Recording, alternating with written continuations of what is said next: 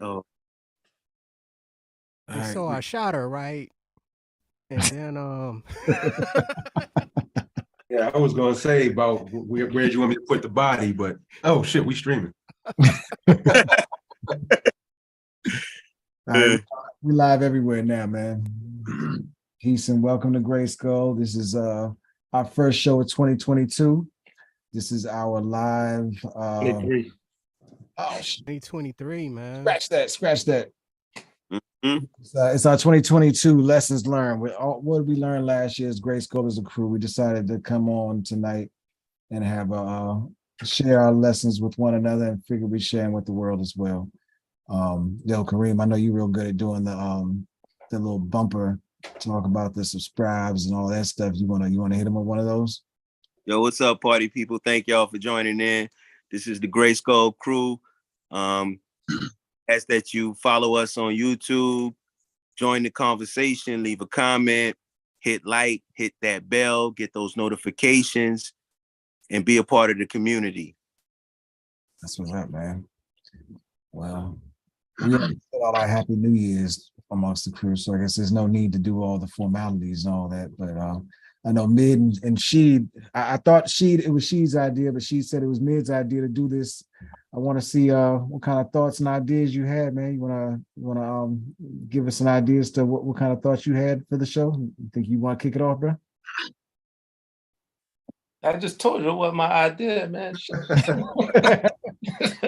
I mean, I think like one of the things, and I know we kind of started to implement some of that already, but like when we were just trying to put the full episodes out, you know, they were a little difficult to tackle simply because they were hours long, right? So I know you started to kind of break those up into more bite-sized chunks, which I think makes sense. Like one of the things that I do enjoy about going back and watching though is the fact, like, you know, regardless of where we start, we always get to something that matters. You know, and it's always,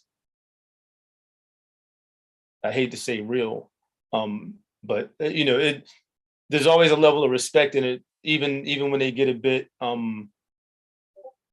is contentious too strong of a word.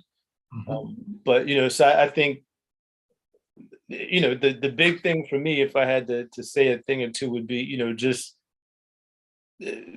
making sure we're giving ourselves an opportunity to do more bite-sized pieces of the show, and then just sticking with kind of what got us here, you know, just being who we are. You know, some nights we feel it, other nights we don't, but trying to manufacture some shit that we ain't really about. I don't think that's the way to go. So Yeah. What? So are we saying what we learned like just in general, or is it's got to be crew related? I think all of that, because they probably intertwine at some point. You know what I'm saying? There's probably an intersection. You're right. You know what I mean? Like I could say, oh, that's, but I just said it's relevant in my house as well. You know what I mean? What, you know what? Take me in bite-sized portions. She can't stand me for hours at a time. You know, it's all relevant. So man, I know for me, one thing that I learned, I learned gradually throughout the year, and it hit me is that even though I found y'all on the internet, I don't like, I don't feel connected to these things. I feel like I do them because you like people say they go to church because that's where the people at. I do it because that's where the people are, and I want to be with the people. But I've learned that there are many people out here that really thrive from the way they can socialize on the internet. I'm not gonna mention the actual person, but she basically told me that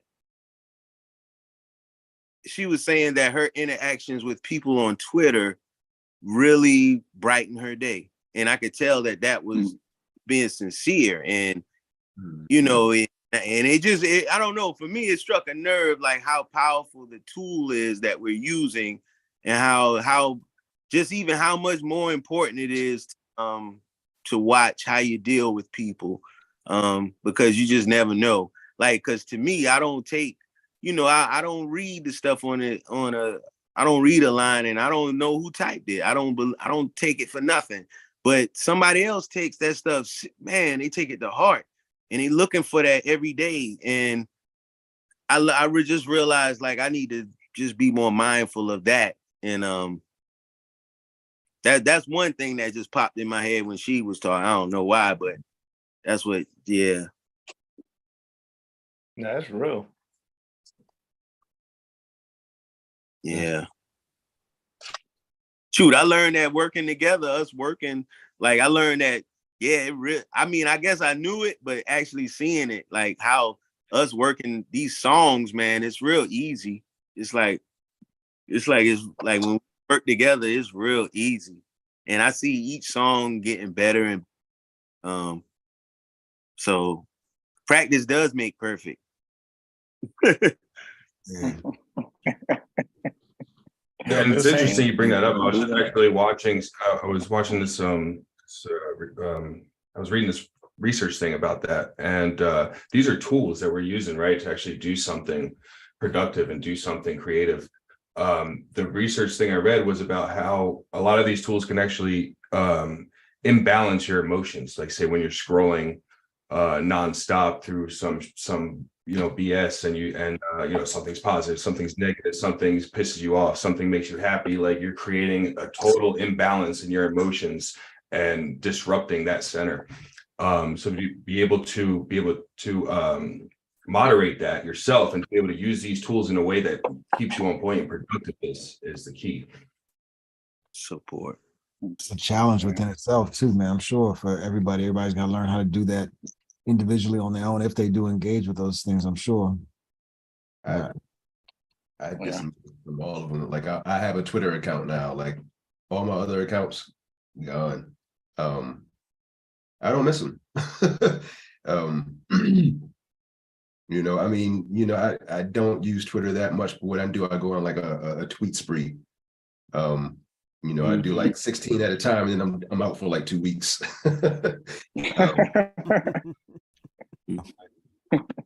Deshaun in the building. That was a big side. What's going on, D? What's going on, y'all? Peace, peace, peace. How y'all feeling? What's going on? What's up, brother? Good to see you. How you feeling? Good to see you too, Kareem. How you feeling? Another day in paradise, man. Oh, I can tell by the backdrop, man. Yo, yeah, I eat good. I'm trying to figure out how to put a still picture back there, but I'll figure it out. I looked up. I hit the little. It's like if you hit the camera or something. I hit something and then it came up. It's like, you want to add a photo, and I was like, oh, I could do that. And I just went through. I don't have many photos on it. This is the new phone, so that was something I took. I was pricing stuff, and I didn't want to write it down, so I was pricing them booyah and cubes. Yeah.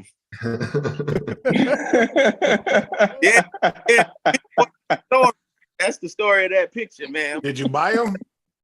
No.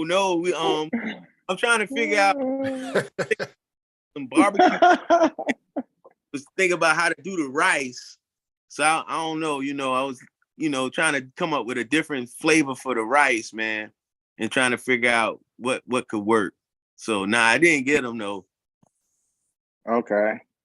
Yeah. You ever made the Spanish rice with tomato paste? Yeah, I don't did. Yeah, that's very good. Real, yeah. Put That's tomato. good. See, tomatoes are gonna be a theme tonight, huh? Oh, really? Greens, tomatoes, What's potatoes. going on with tomatoes, man? You name it.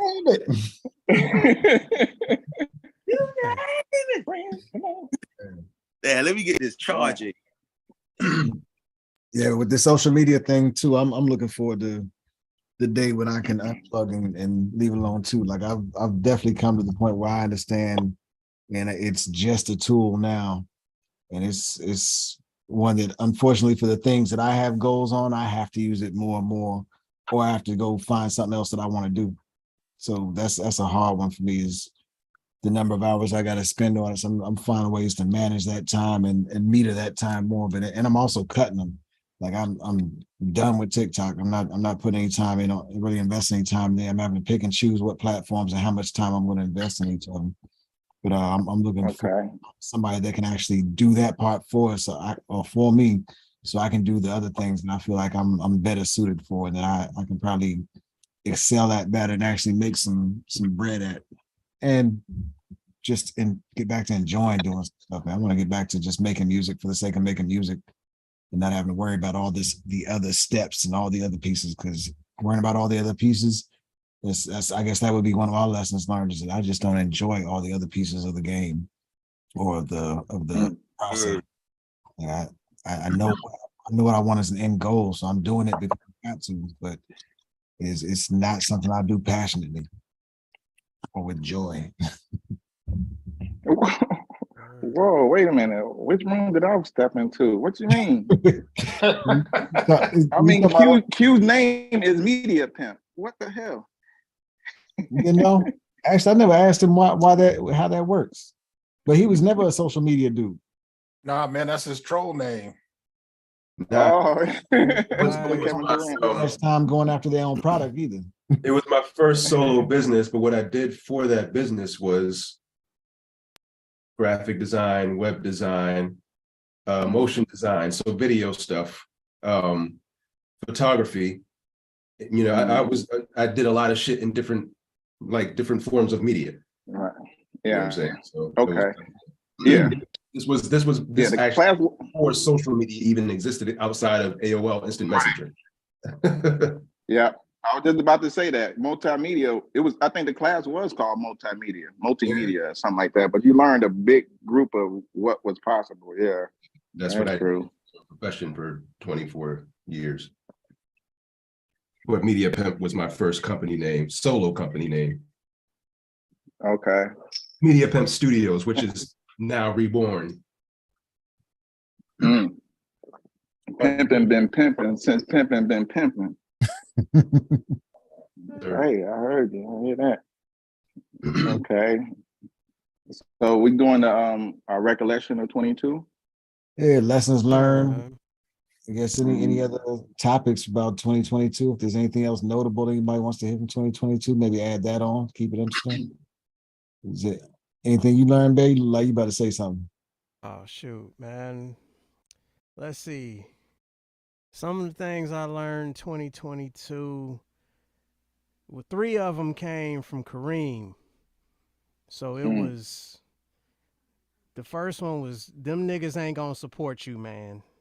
Then it was, you can't trust her just because she had your baby. And the last one was, you know, they'll sew your eyelids open and force you to watch. All these I learned from Kareem. It's some serious shit. You wild, man. But you know, we was listening to my gal been playing the mixtape like more than she actually played any of my shit. Like, I mean, it's still your shit. Yeah, like half of it is yours. Right. I mean, but she's listening to it in completion, like from beginning to end. And SoundCloud, it comes She right got on. no choice. It comes, yeah, but she's still not fast forwarding just to my part. Is what I'm saying. Well, that's but dope. then she said, Kareem said something about a sock. What do you? It was in Monster. You said something about a sock, but then she went off into this whole thing about.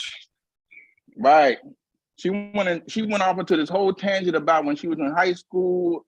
They did a sock puppet that turned into a big old float, and the mystery of the missing sock. You know what I'm saying? But those are the things that you're talking about with Kareem. He hitting like the pinging of like familiar shit. Oh, shit You know out what of I'm it, saying? Right. I was like, wow, look at you. You You wild, done man. passed that blunt. It's That's true, real though. shit. It's true though. You say some Relatable shit. rhymes. You had your baby. Think about it. Every song that I've written to so far, except for maybe 2, was because of Kareem. Yep.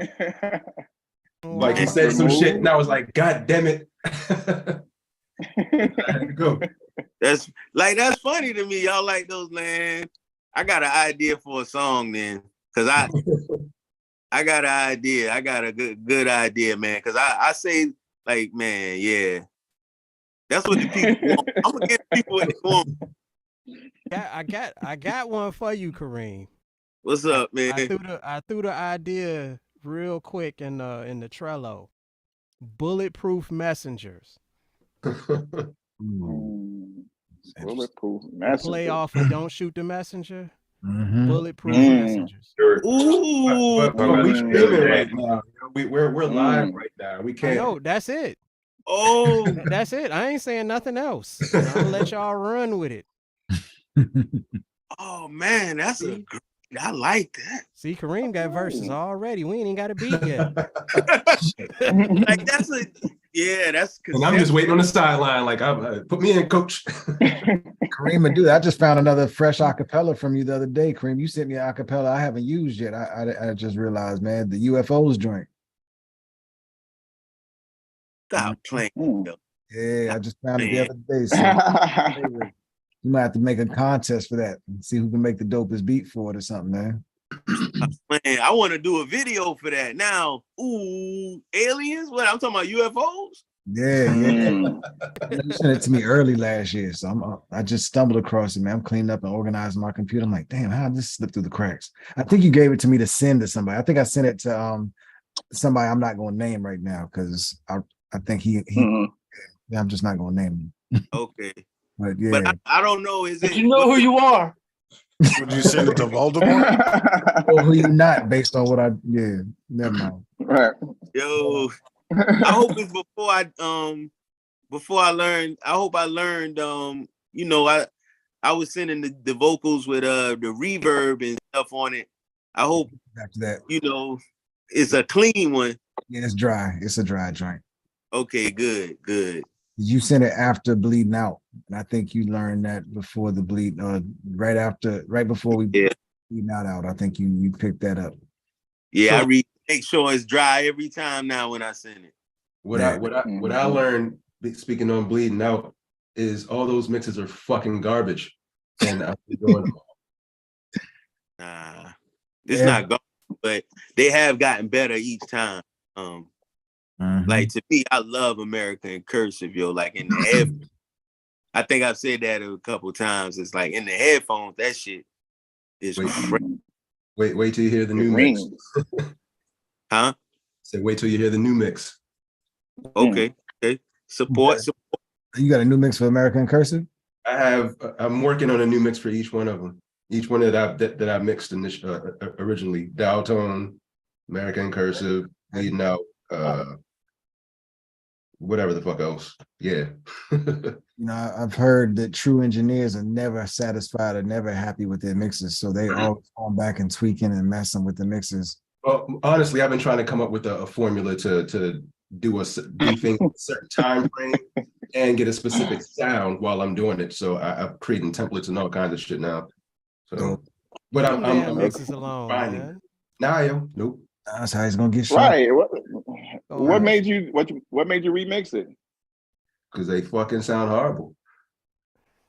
Who told you that? But also I got into this thing where I was like, let me see how long it takes me to do this from scratch again. And so I've been refining it and making that, like condensing that time a bit more each time.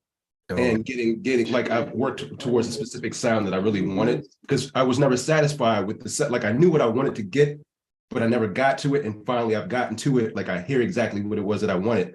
And I can do that now. So I'm just trying to get that time really condensed so I can just do some shit, boom, knock it out, you know. It's an obsession. Like I'm about to start charging motherfuckers for this shit. Now I'm not the crew. I'm just saying, like, I'm actually like, that's why I started Media Pimp Studios up again.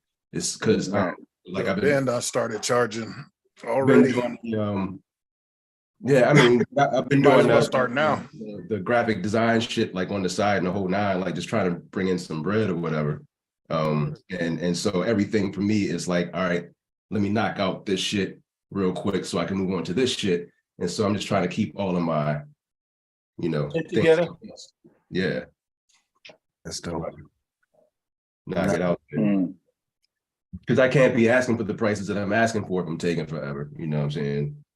I mean, Yeah, you can. I mean, Yeah. I had I had a bit of a reputation from the 24 years of doing the things that I was doing. So I got to make sure that I kind of stay on top of one, the quality that I was given, but also Cat ass, man. But also I want to be able to get that shit out of my face so I can move on to the next thing. You know what I mean? Yeah. I'm excited about that. That's dope. And I'm not cheap. I don't come cheap. Like, you know what I'm saying? Listen, Ooh, that sparks the bar. come on now. Sit down. What you did to that cat, man? Oh man, where the cat at? Show the cat. I'll need proof of life.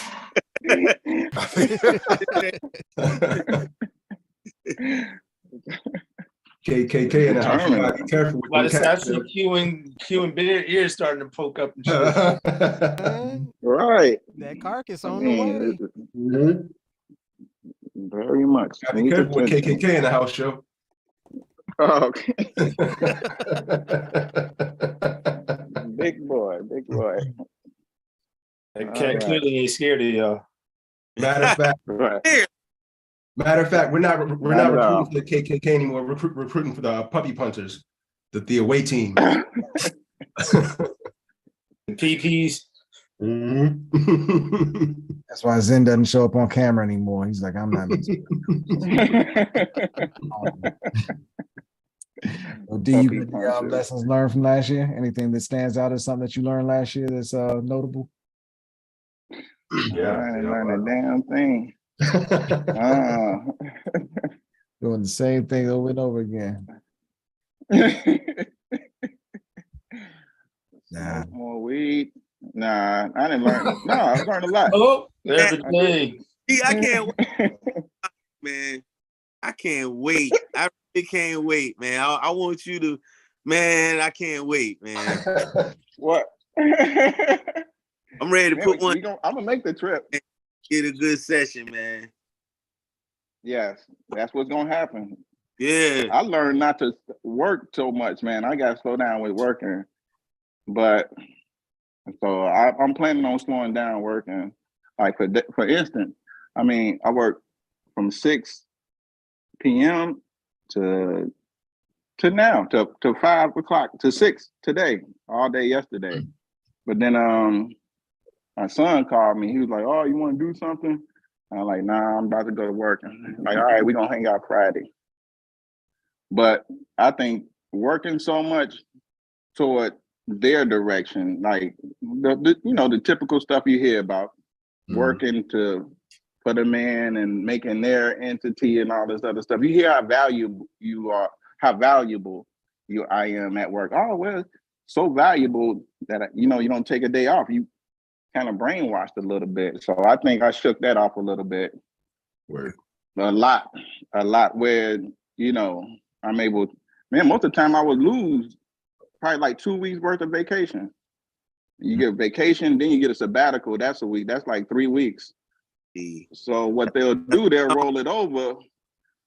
Exactly. They'll roll it over, Kareem, but then roll it under the table. Just let me know when you're going to take a day off.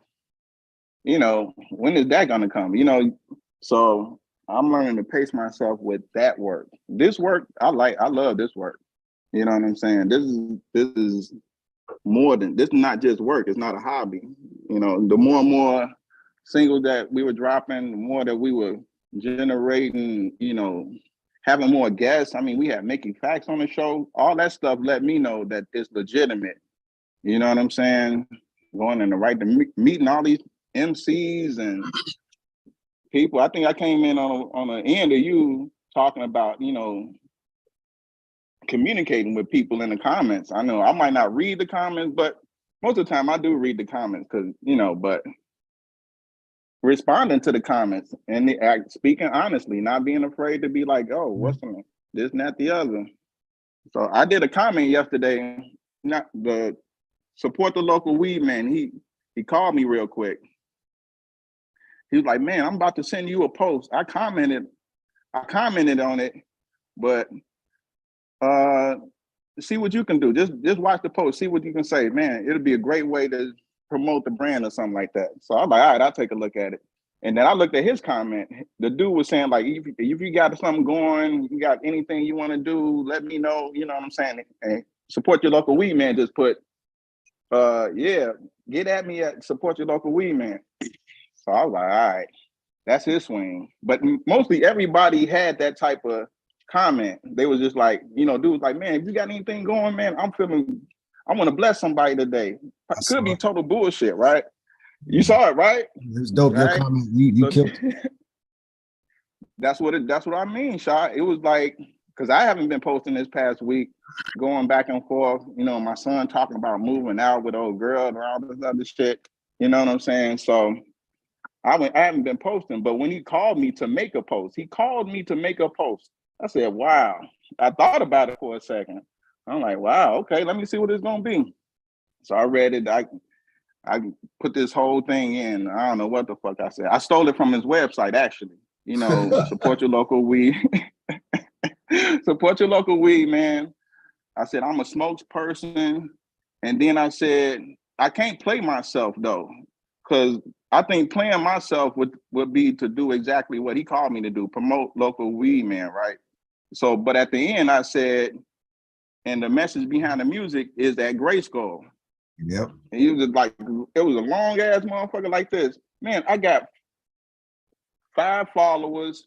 This female, she done went through all my whole page and shit. You know what I'm saying? She done liked all these comments. Motherfuckers liking the reels, but it generated like at least 30 things. Ping, ping, ping. Dude called me back. Man, that's what I'm talking about, man. We gonna make it. Da da da da da da.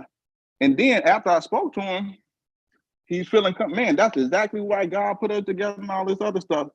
I said, you know what, man, I see this show. We talking about filming for the local weed man podcast. We gonna film all this shit in one day and shit, right?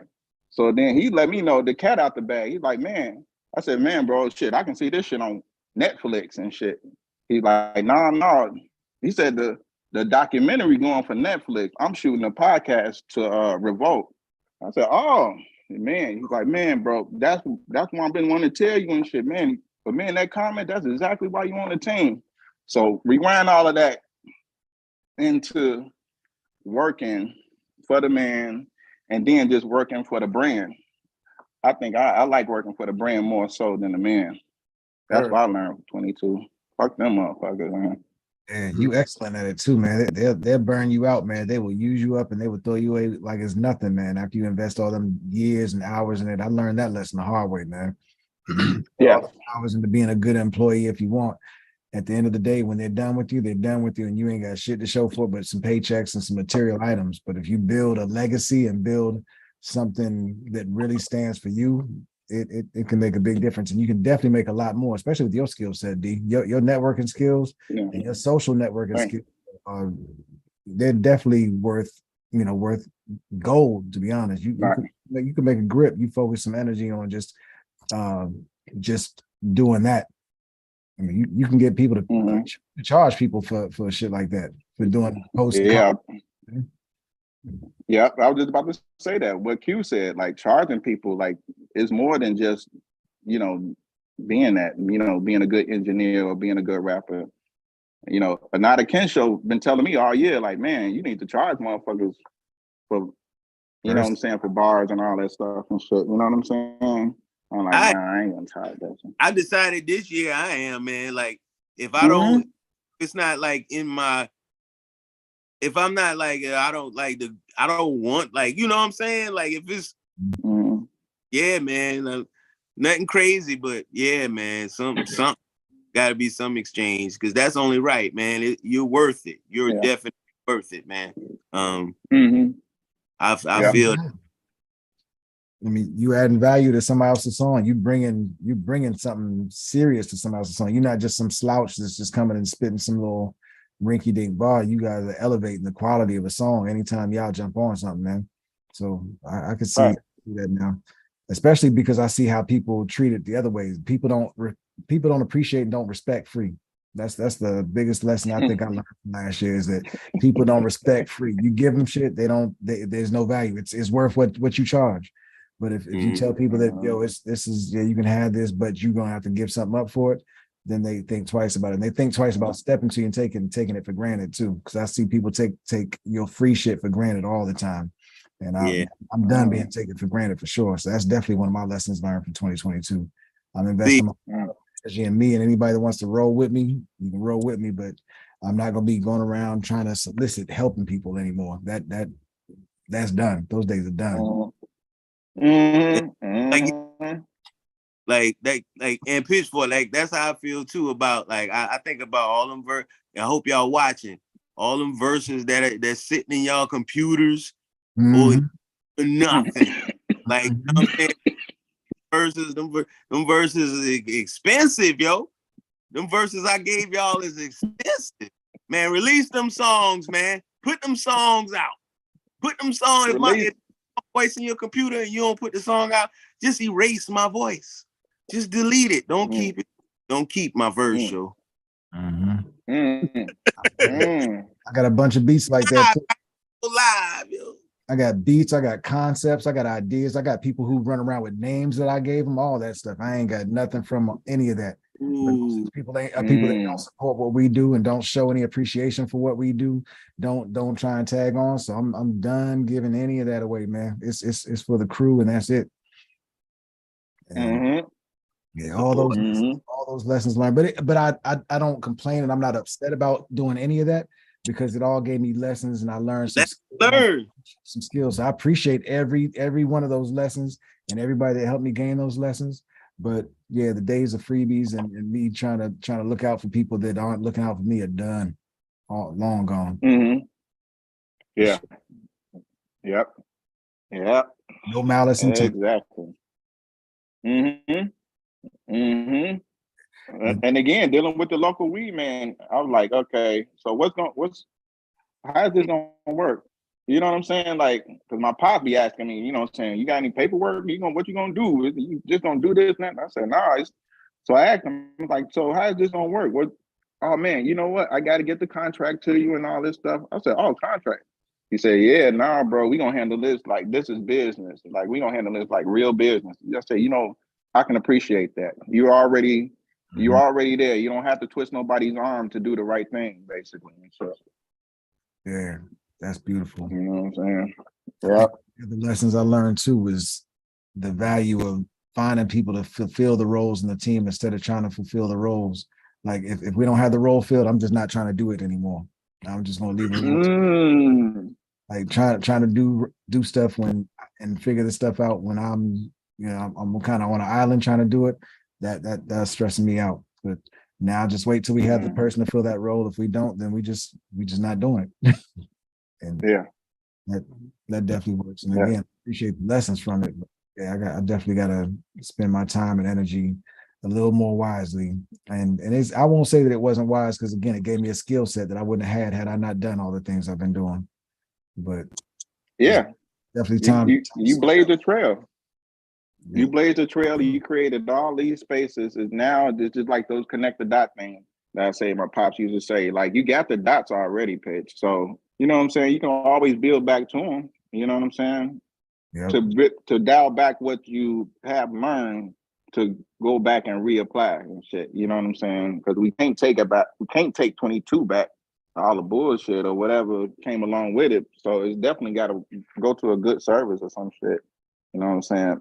What you were saying, Kareem, when I came in about using, the technology, like Mizzo said that when he was like, man, using Western technology to free the world, to free the people, man, it's like, man, oh man, like all that shit, like the keyboards, the MIDI players, the computers, like when he said that, I envisioned all of these little gadgets at my leisure instead of me at their leisure.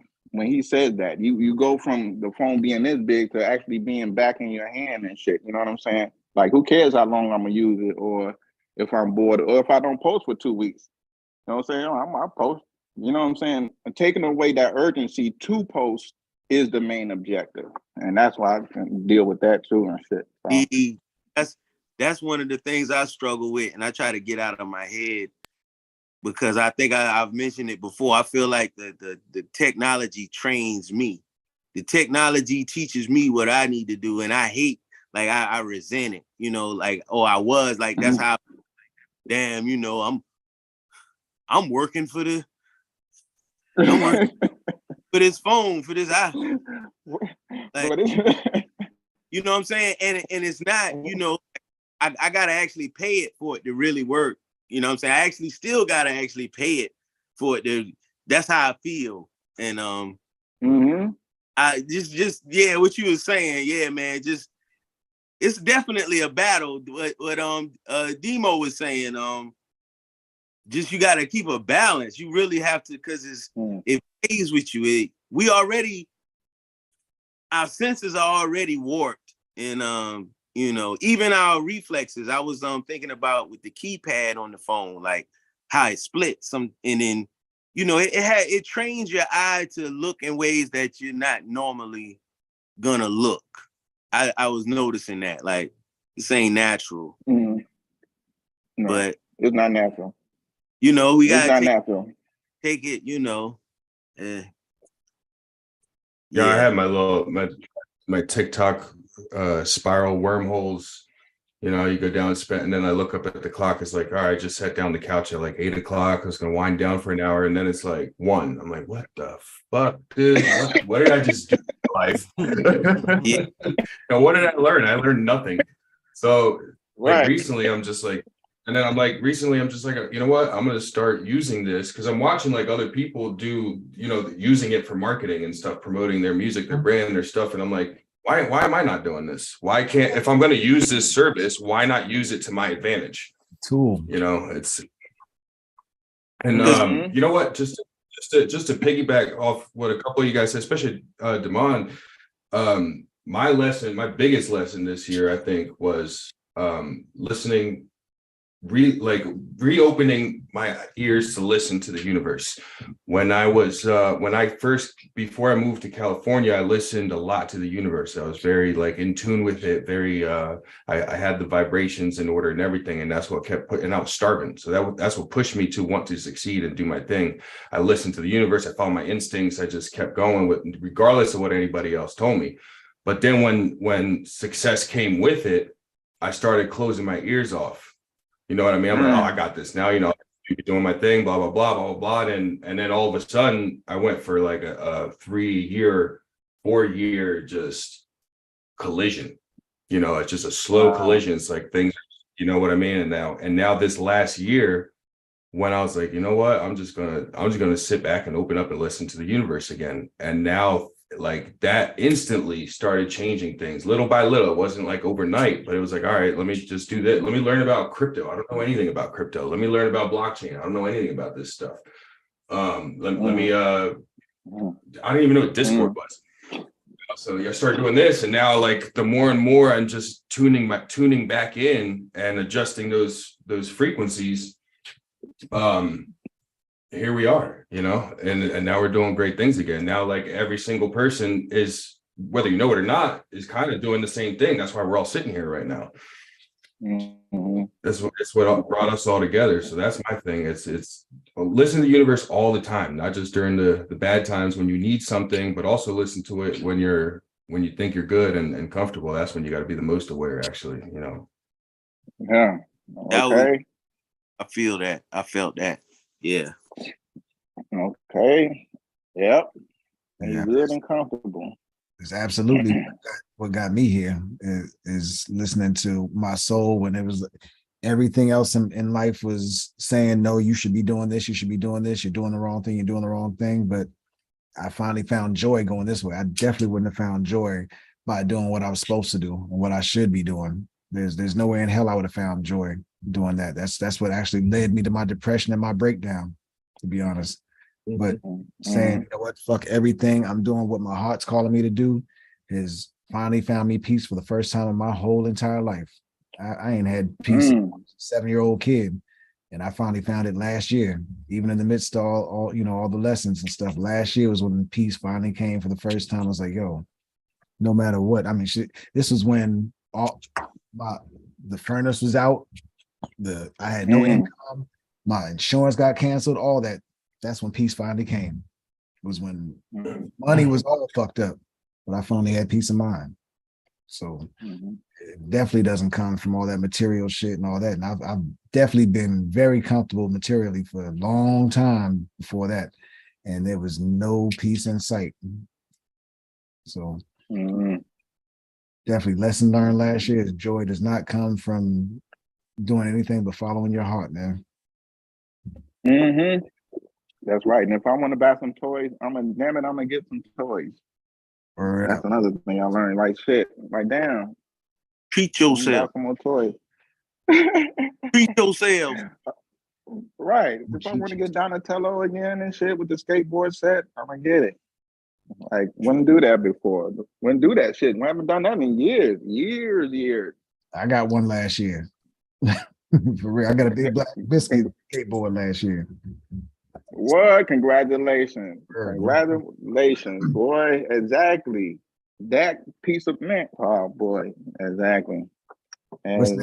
Six said that's one of six sayings is don't cheat yourself, treat yourself. So anytime you say treat yourself, I hear that shit. Like, yeah. Yeah. Y'all watch Parks and Rec? Yeah, I used to love that show. Yeah. I watched the whole show. Love that shit. All right, love Parks and Rec.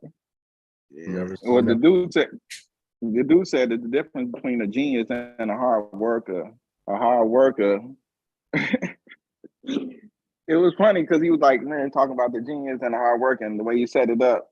I won't be able to set it up the way he did, but it was funny because he was like, man, the genius does the work, does the assignment go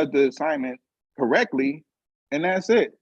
But the hard worker is gonna get the raise. You know what I'm saying? He's gonna work and put, go beyond the job, basically. You know how they tell you go above and beyond? A genius does just what's supposed to do, does create more time for what he wants to do and shit like that. You know what I'm saying? That's so crazy. I tell you, after leaving the ain't that right one back, I felt like a dumbass just looking back at it. all the hours I put in, somewhere between 10, 12, 14 hours a day at the job. And then I was running the side gig. I was running the job. I had a company I was running on the side.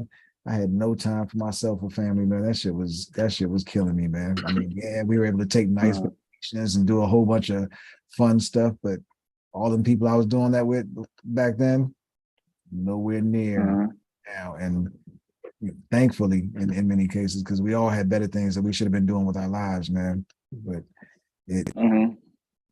like, yeah, all that time spent, like if I'd invested all that time into doing this, imagine what would be now.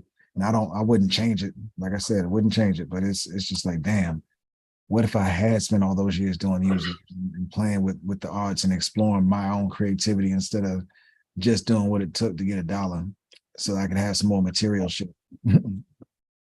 So big stuff.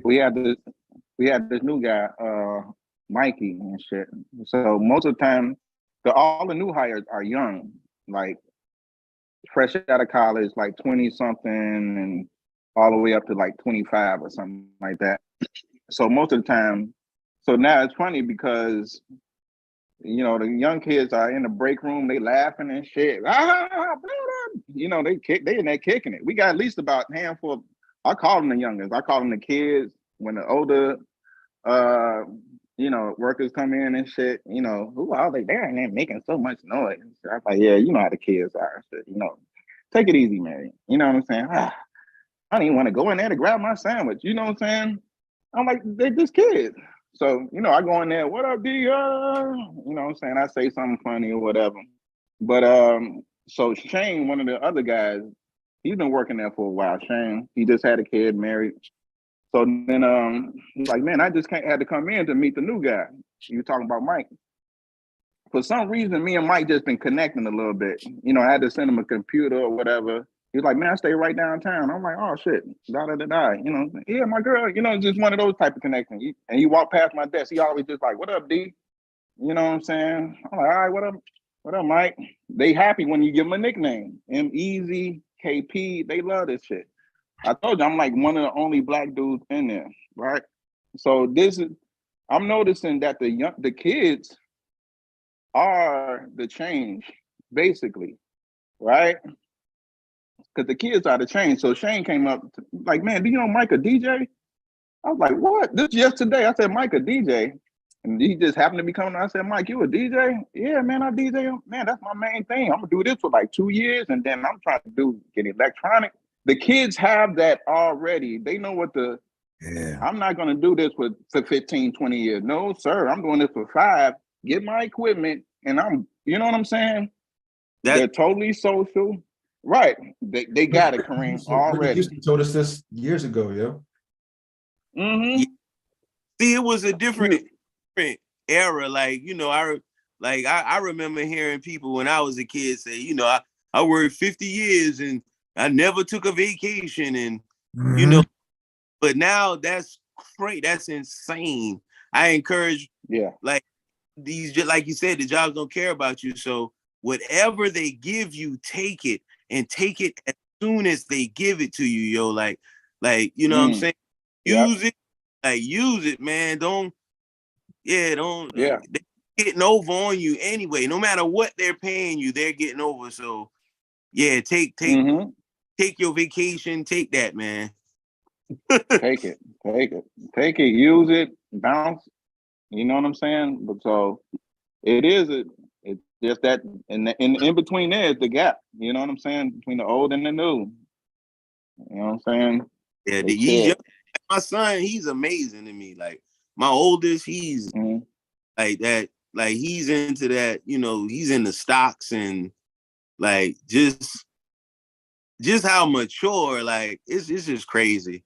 These kids, like it seems like more the kids I see, they either super mature now or they real bad. Like I think a part of it though is like they're coming off of the tail of us, right? So a lot of us are the first kind of, you know, definitely no more than the second kind of generation to be thinking about anything, right? And what I see a lot is like, like my daughter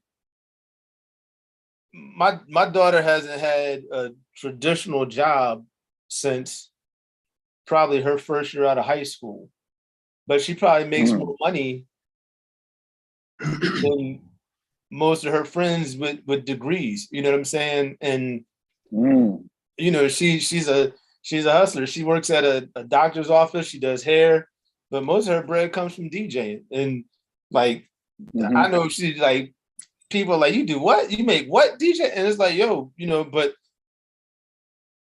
she hadn't gotten trapped in the rat race. And I, you know, and I also like to think, just having a discussion with the older ones, like, yo, you got to define what success is. You know, like don't let anybody else tell you what success looks like. You define what success is for you, then you just achieve that. I think that lesson in and of itself takes a lot of pressure off, right? Because you don't necessarily get sucked into thinking, I need the big house with the big yard, and like, I gotta have 2.5 kids, and you know, like all that stuff. Like, and I like even people that I hire now, I'm like, yo, them mugs will be here for a week. You know, some come along, offer them 10 cents more an hour, they ghost. You know what I mean? Like the level of commitment just isn't the same. But I think in that you find your freedom, because you don't become tied down to any one particular thing. So I think it's an interesting dynamic in that regard, man. It is. It really is. It really is.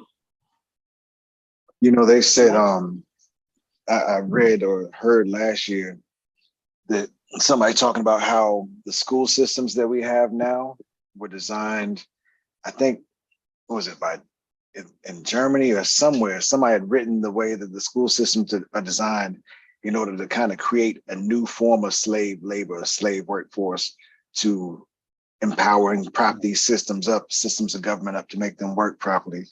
Q probably be able to articulate that shit well if he knows about that, if he's heard something like that. But like thinking about that, like think about it. They don't teach you how to manage your finances in school. If you don't know how to manage your finances and you don't know how to get out of these financial traps and these financial ruts, you get easily blown in. How many people come out of high school and go straight into debt by getting credit cards and stuff like that? Same thing when it comes to work. If they don't teach you entrepreneurial skills and how to build your own, because and that's what the public school systems. They say the public school systems are designed to make you basically very easily malleable into the new form of slave labor, the new workforce, to help keep these other people propped up and living the lavish lifestyles that we don't understand how to even achieve. You know who put that system in place? Wasn't it Hitler or something like that? Based off his design, John D. Rockefeller. Boom. Oh, That should tell you everything you need to know. wait, based off of Hitler, perfected by John D. Rockefeller, or? Yeah, there was a few people in between that had, but John D. Rockefeller put the modern day system in place that was meant to pretty much dumb down education and create more of a labor force. There we go. Yeah, man, that makes so much fucking sense. Right, because of course I got the corporation. I'm gonna need these motherfuckers working. John, that motherfucker was ruthless as far as labor. Motherfucker. You think about it, getting indoctrinated into one way of thinking for 12 years straight, it's almost impossible to think outside of that box. If you're well in school, then you've been perfectly trained to do what you told. You've been a perfect But yeah, I think again, that's where the parents come in, right? Like, you know, there's our education, and then there's the real education. You know what I'm saying? And like I remember having discussions with my pop where he was like, "Oh man, you work for them? Oh man, you made it." I'm like, I hate these people. You know what I'm saying? But I also understand where he was coming from. You know what I mean? But I don't. Again, like Cayman is going to be even different than my daughter. Like, you know, you know, Cayman. I don't want to say I don't care about what he's learning, but I don't really care about what he's learning. Like, you know, I just need you to do well enough to not have me had to come to the school and explain to everybody why you're smarter than everybody else in your class. So just play by the rule. But this is the real education over here. You know what I'm saying? And I'm trying to figure out where he's going to end up. It's stuff that I wish I knew for the older two. But he, you know, if I do my job right, he'll be Rockefeller when the time hits. You know what I'm saying? Like, you know, I've got things I'm trying to get off the ground for him now that, you know, should allow him to see what it is. And then he's got ideas. So, you know, and he's 5. I mean, kid's 5, talking about, you know, wanting a game truck to take the kids' birthday parties and stuff. But that's stuff he's seeing on YouTube. You know what I'm saying? He's seeing someplace, but that's the education. You know what I mean? The school is going to tell him, oh, nah, you know, do this, do that, you know, go here, then, you know, nah, bro, that's you right. If that's what you want, we got to figure out how to get you over there. And even now, school may nurture that. Because if you get them in the right school, yeah. You know what I'm saying? But my job is to make sure, even if he doesn't get it there, he gets it. You know what I'm saying? So he'll come out speaking, in theory, 2 languages. You know what I mean? Yeah, this is what you want to hear, but teach just know I know that this is the real. You know what I mean? So you just go ahead and teach your class. I'm gonna let you live. But if you challenge me, I'm gonna have to tell him what it is. And I dare him to fail him for telling the truth. I feel like that's part of the reason why there's such a big rise in homeschooling too.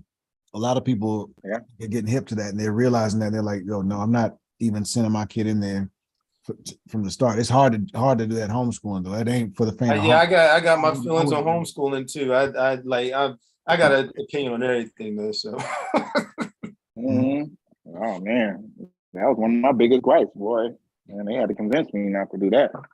Like I wouldn't let anything, no baby food, all that shit. I was going to the garden, grinding up baby food, making carrots, fresh carrots, all that shit. You know what I'm saying? For a long time. Like no sweet, no candy and all that shit.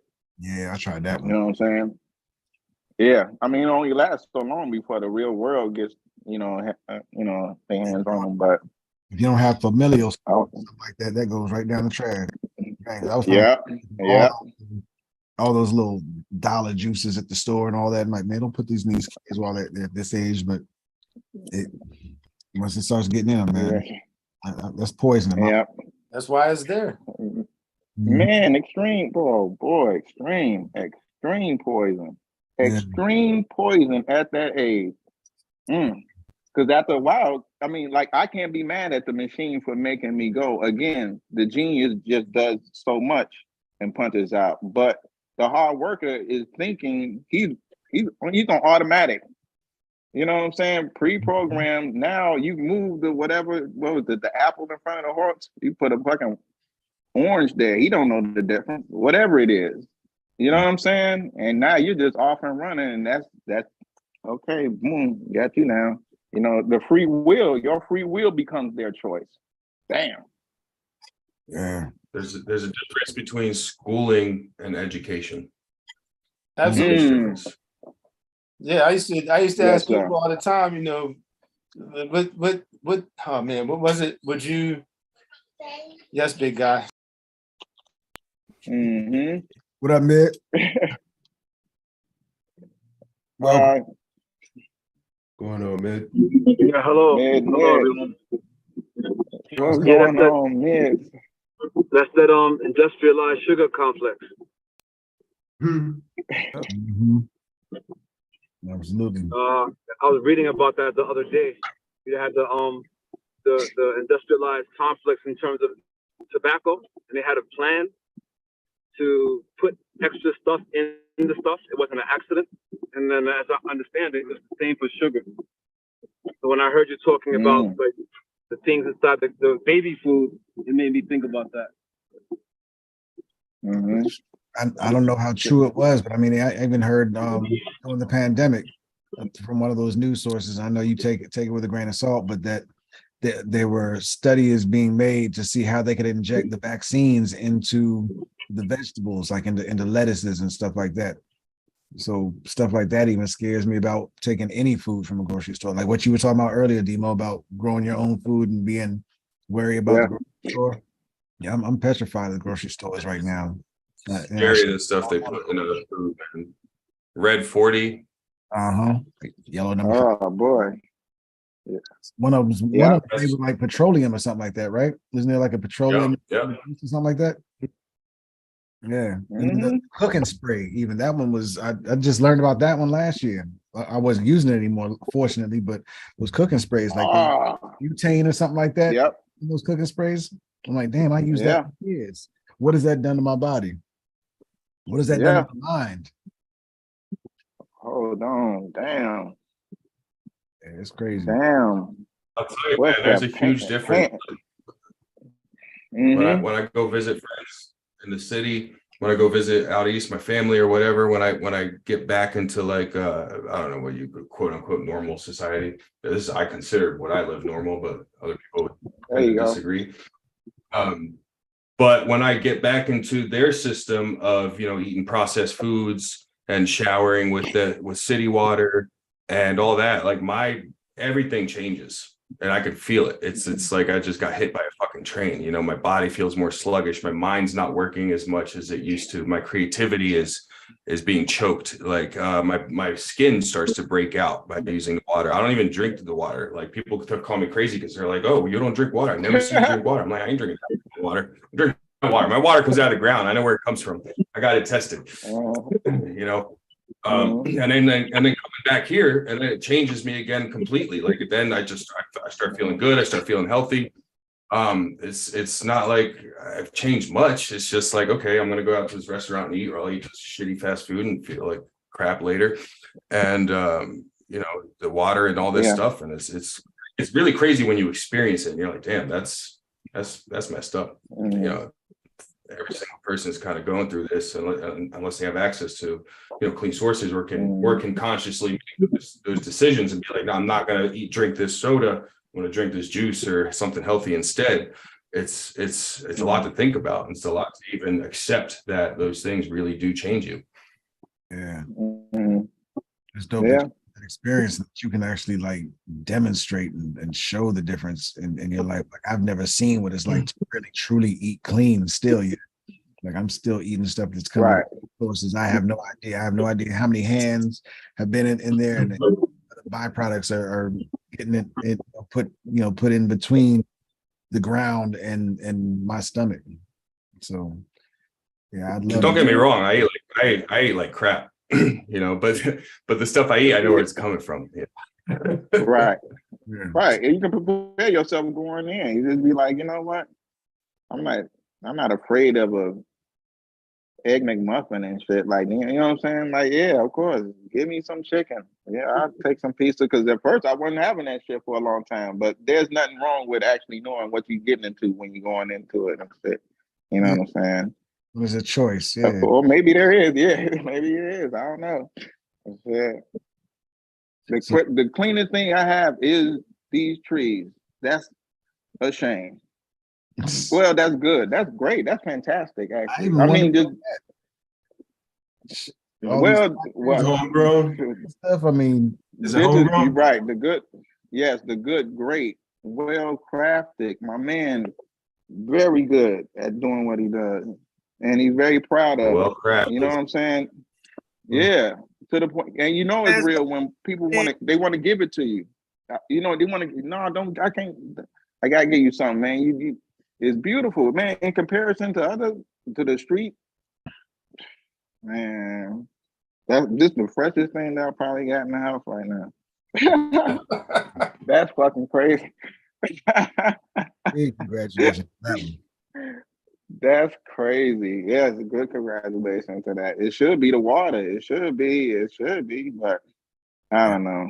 But yeah, the chemicals. What T-Man work for the water company? No, I work for the wastewater company. Okay, all right. Okay, we clean water, not the water you drink. Water we mess with already filthy. Word. So, man, the word is the show topic for tonight is your topic, man. So, you got anything to add to it, man? Lessons learned from 2022. Any motivation for the topic? The topic is you mean like the whole year? Kind of like the lessons learned, yeah. It was your idea, yo. I mean, wow, so many things. I think number one, I learned the power of our community when we really like start to come together and we join forces. So I learned so much from everybody here. I mean, I first came into this space with just looking at Kareem, the algorithm. I mentioned it before. I never talked to him, but I just saw like somebody who really loved the culture and the music, and that just stuck with me. And I was actually just like just doing my studies and just doing work. I always did hip hop, but seeing that it kind of inspired me on the low.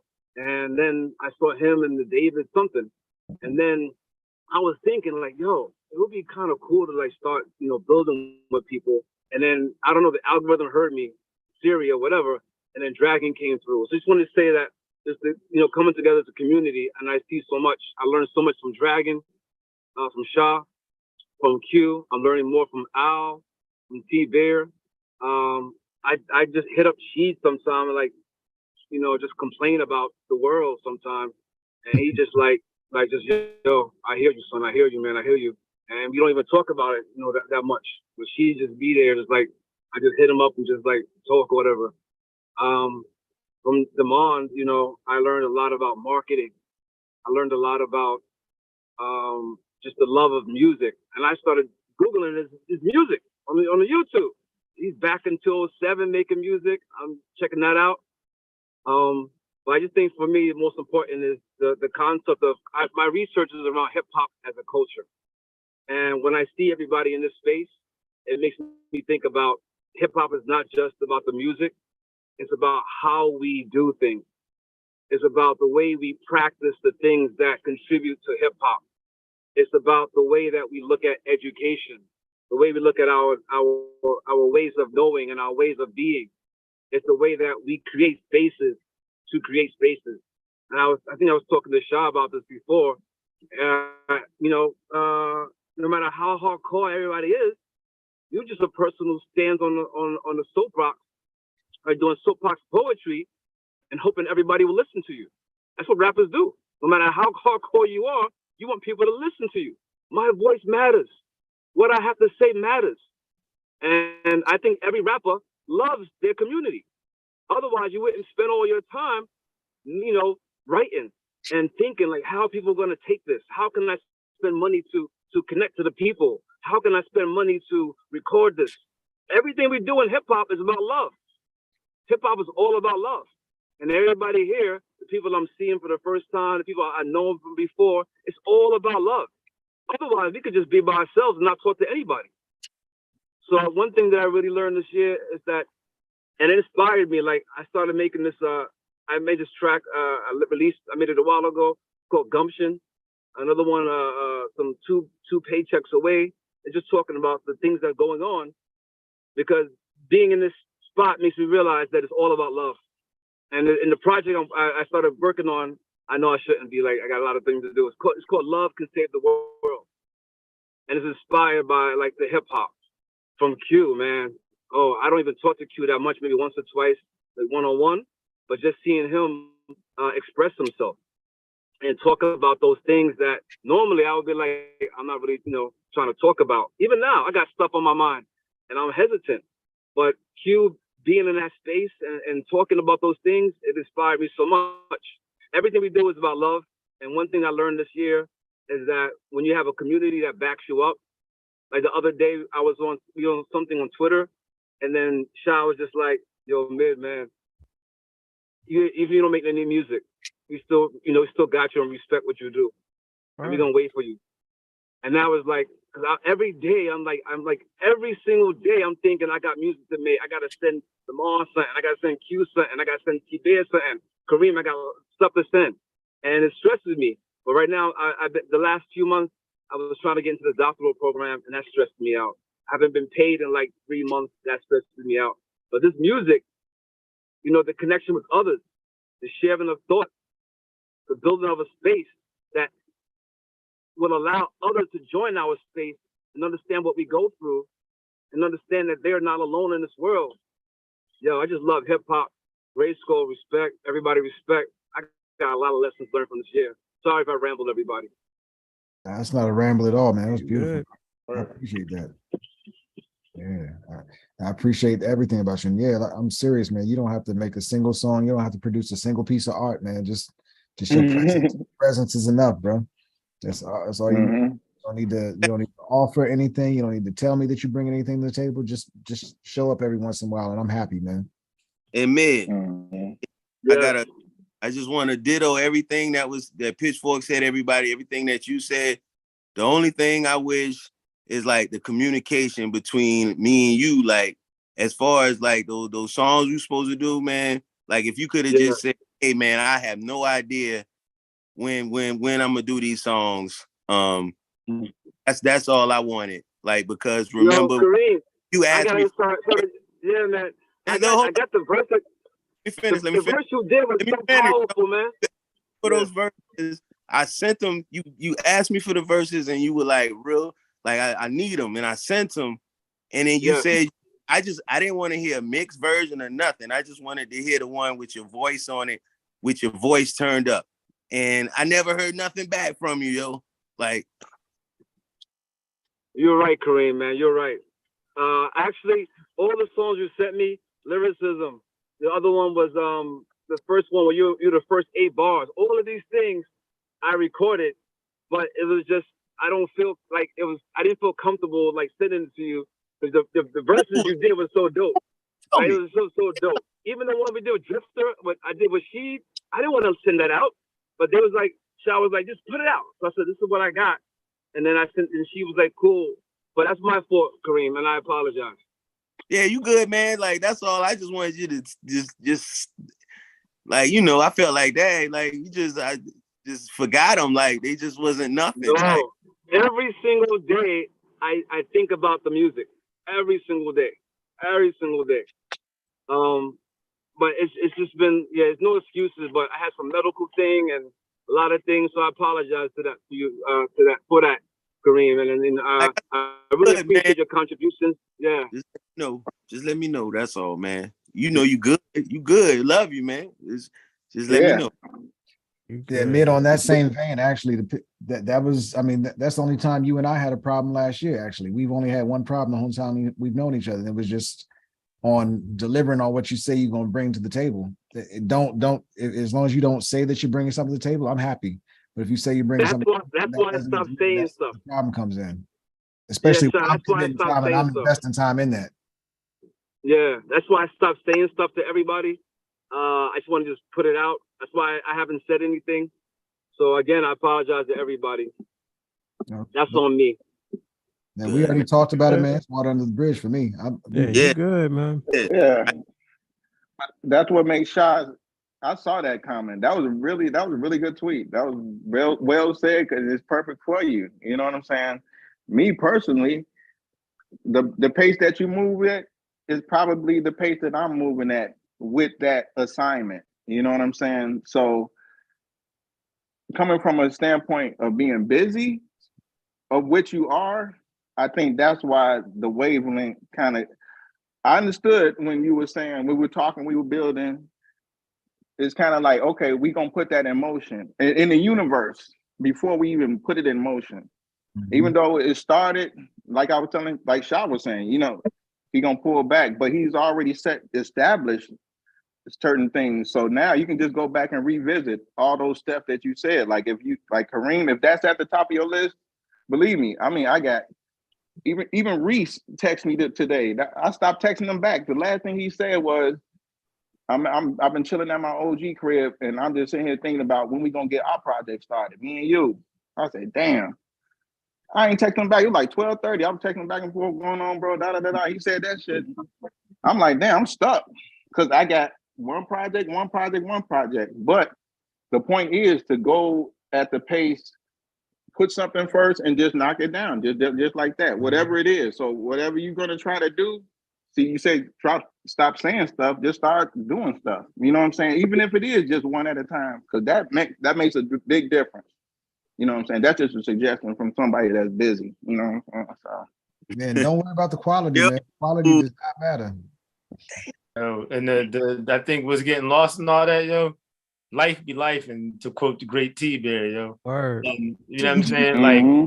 Like I heard Mid mention it when I was coming back, like, we just chop it up sometimes. And like, yeah, like, he like to kind of talk. I'm like, I don't know how you do all the stuff you do, but then to have some of the other challenges that's going to fuck a piece of music. Like, not that I don't care, but that shit is like, that actually, I think you said it the other day, probably perfectly. Like, my recording doesn't even feel right because I'm not in that headspace. You know what I mean? Like, the energy isn't what I want it to be because I'm not, like, I got other shit going on. You know what I mean? So yeah, like, I was glad. Like, I sent you a couple of drinks. I like, man, I finally did something early. Because I'm usually like, I owe this drink to this dude. I owe this. Right.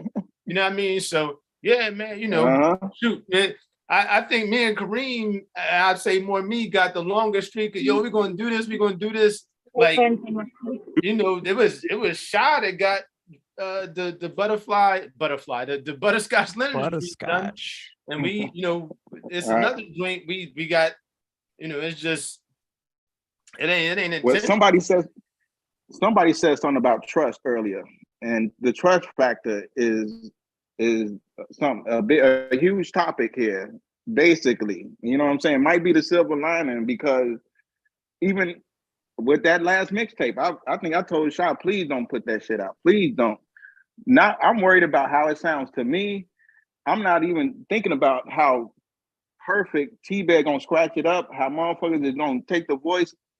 It's like, now that we have this community, we can just drop it in Discord. You can just drop that shit in Discord and watch how fabulous. You know what I'm saying?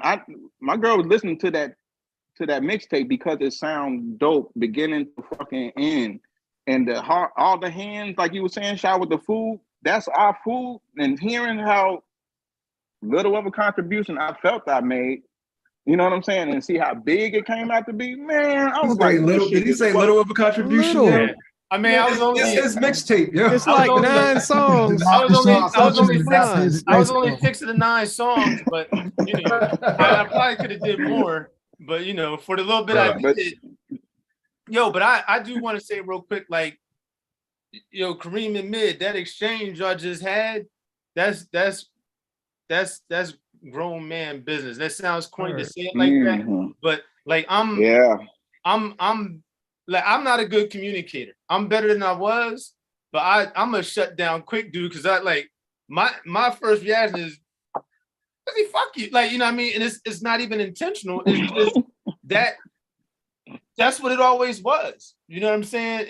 And to grow out of that is kind of, I'd like to say I'm still a work in progress, but like, to just kind of just watch that, like, no animosity, no hard feelings one way or the other. It's like, yo, this is how I saw it. This is what happened. Cool. I love you, bro. And that was that. Like, we don't know how to do that, man. We're not taught that. Nope. We are not taught that, yo. And when you was talking earlier, Kareem, about the social media stuff and like the comments, like I posted a joint that came in at a trampoline park. Getting mad views and shit. Somebody hop on there like, yo, the mom and the dad getting on my nerves. If I was there, I'd have said something. I'm like, no, you wouldn't have. Because the fact you had to say something here, let me know you wouldn't have said nothing in my face. Wow, you bullshit.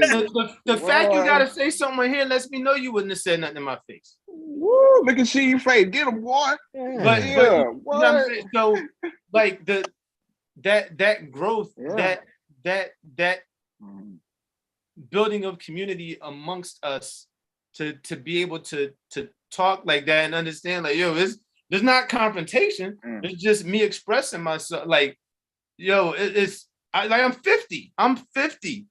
I shouldn't be mad all the time. Somebody, you know what I'm saying? Like, so I want to acknowledge that, man, because that, to me, that's the stuff I get out of this more than anything. Yo, we can talk and we can be civil.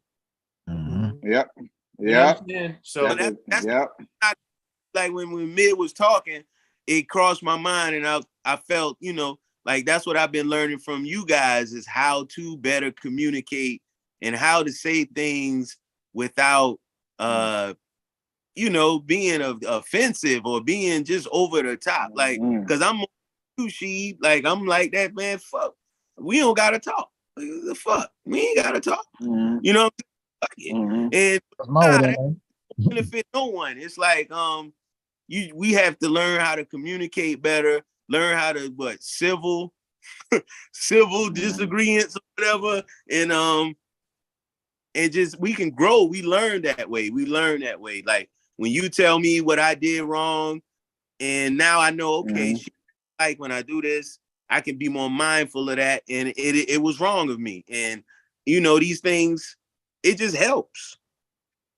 And we are old. I feel like I'm too old to be learning some of the lessons I'm learning. I feel like I am. Like I'm learning things like, damn, yo, it's all attitude. Like I always like I think of, like I told y'all, my mom got dementia, and like I said it before, I always think about the last time we went to Golden Corral. Like, I didn't want to, like, it sounds so stupid to me now. I didn't want to go to Golden Corral. Me and if we went to Golden Corral and I didn't really, I usually get 3 plates or something. I might have got 1 plate and I'm moping at the table and shit, everybody. And it was just unnecessary. And that's, and like we just gotta pick our battles. Cause we need each other. Yeah. Like we be bickering over the smallest things, man. It don't even matter at the end of the day, yo. Yeah, man. And like Bear said, I don't want to misquote you, Bear, but I think it was, once you figure out where people are at, you got to meet them there. Oh yeah. If they don't like peanut butter, don't give them peanut butter. Exactly. That's loosely You quoted. got to stretch. That man, that stuck with me. So, Bear, you a fucking philosopher. Yo. I'm just realizing you say a lot of pretty interesting. Right. But like one-liners. I'm a better husband because of y'all. That's what's up. You know what I'm saying? Like that's real spit. Man, you know what bro. I mean? Like I'm a better person overall Yes, sir. because of y'all. You know what I mean? And that. So yeah. I respect. And yo, Man, that's love, bro. you were saying about I'm too old for this shit. None of us are too old for this, man. This is new information for a lot of us, man. We were all pre-programmed. We were programmed by our experiences, our traumas, all that. That wasn't our doing. We had no control over that. And to get deprogrammed, you have to have the information provided to you. And if that information hasn't been provided to you, how do you get deprogrammed? And that's part of the reason why this was so important to me, was to have a group of people who could have these types of conversations and to show it so that we can help others deprogram themselves, man. Because otherwise we're trapped in that same mode of thinking and that same mode of operation, because we have no way to, I had no one to learn this shit from. I had to learn this shit from within and from you guys. it's wild. Like I know for a fact, like I think I said this before, like my oldest two, I don't think either of them ever had a fight. And I'm proud of that. Like, I'm proud of that. But I know my daughter has seen me lose my mind because somebody said something to me sideways. You know what I'm saying? Like, yeah, you don't have to do that. This is how you handle confrontation. Flip the coin. Nigga, what? Like, you know what I'm saying? Like, it's wild, man. So, yeah, man. And we were all trained with though, man. But I get it, man. It's embarrassing when your kids got to school you on some shit like that. Like, but it's I appreciate it, man. It makes me feel good about them, and at least that lets me know that okay, you're gonna be okay. I'm happy to hear that. But man, the kids are okay. The kids are okay. Soft, man. Kids are soft. I'm cool with that. I'd rather they be soft, man. There's Yo, came in was talking about this kid, this little dude that pushes him at school, yo, and like came in as a solid little dude, yo.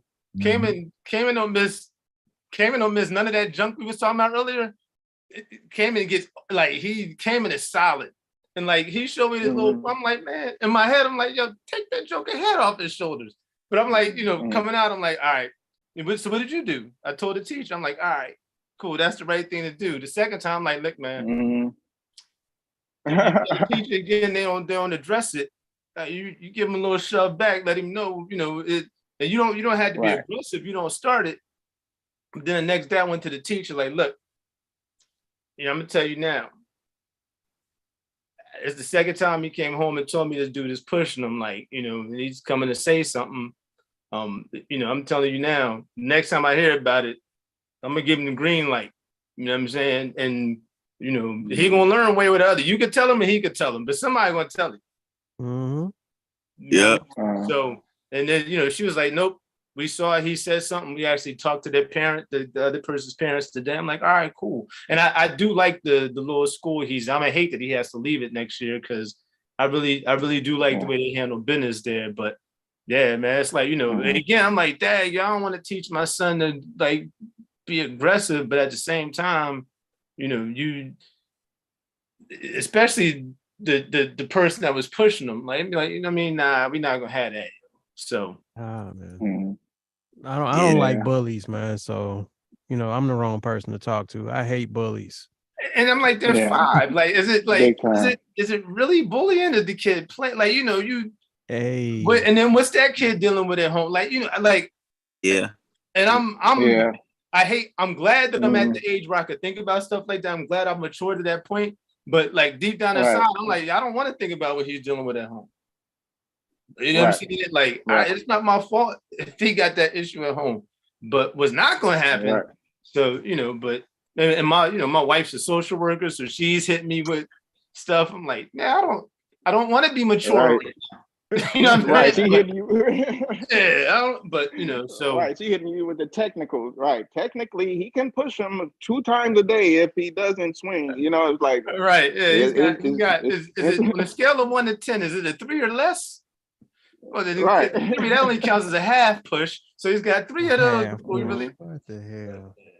But you know what? You might be you might be a bully stopper. You know what I'm saying? Yeah. I was a bully stopper. I was a bully stopper early, like 2nd grade. Had to take it to an 8th grader, and that Damn. on the bus. It was my first time on the school bus. You know what I'm saying? And everybody, you know, all this your mama and who was this kid? Who are you? You know what I'm saying? I guess that's what it is. You know what I'm saying? People cracking on people. I wasn't used to all this stuff. You know what I'm saying? So by the time we pull up to the school, I had to knock Andre his glasses off. I'm like, man. But that turned me into a bully stopper. And now you might be a bully hunter. You dig what I'm saying? Now, it turns into I turned into that personally. Listen, and you know what I'm saying? I went to anger management and all that shit. It's like I had to stop hunting the heads. You know what I'm saying? It's like, okay, now like Kareem said, perfect. Fight your own battle. Meet them where they meet them. That's perfect. You know what I'm saying? Animosity squashes, even within yourself, before it even comes out of your mouth. It's like, you know what? Okay, let's see how far like T-Beth said, how far are you willing to go and where am I gonna meet you before I stop you? You know what I'm saying? Yeah. So she is definitely a bully stopper. Look at him. He done stopped a few bullies. You done stopped a few bullies. It's all right, man. We all It's didn't all feel. right. We all done did it. It's all right. Yeah, when I was in school, I didn't like when you picked on the. Don't pick on somebody that can't defend themselves. Yeah, but don't pick on the person that like something is really wrong with them or something. Don't pick on that person. Right. Yo. Right. Making That's fun of where people's handwriting. Most of my confrontation came from stuff like that, yo. Like you can talk about me, I don't care. Don't talk about nobody I know though. Yeah, yeah. Right. You know what I'm saying? Yeah. Cause I could jive back. Like I'll talk, you know what I'm saying? Your mama, nigga. Right. Right. Now you fight. Okay. Tell your mom to stop changing the lipstick. I'm starting to get rainbows around there. Oh. Do they still do your mama jokes, man? I ain't heard no good mama jokes. I gotta believe your mama joke might be a health hazard these days, yo. That's probably a yeah, your mama. What? He don't even but he ready to kill you. Yep. That's still fighting words. Yeah, they not fighting words no more. That's them shooting words now, yo. Yeah. Dang. Oh yeah. There you go. There you go. There you go. Which brings me to so if the point was to get to meet them where they meeting us at, right? Like war. You know what I'm saying? Like you remember how crazy the 90s was? And like I was saying, I thought the world was gonna end when Chuck D 1999 is coming. You know what I'm saying? Like Black Issues was at the height of things, you know what I'm saying? X-Clan. I felt like we were gearing up to meet them where they're at, the society or whatever. So if we're geared up to meet them and then the plan goes back, if these kids are willing to shoot each other, are they not ready for war based on what we got them ready for?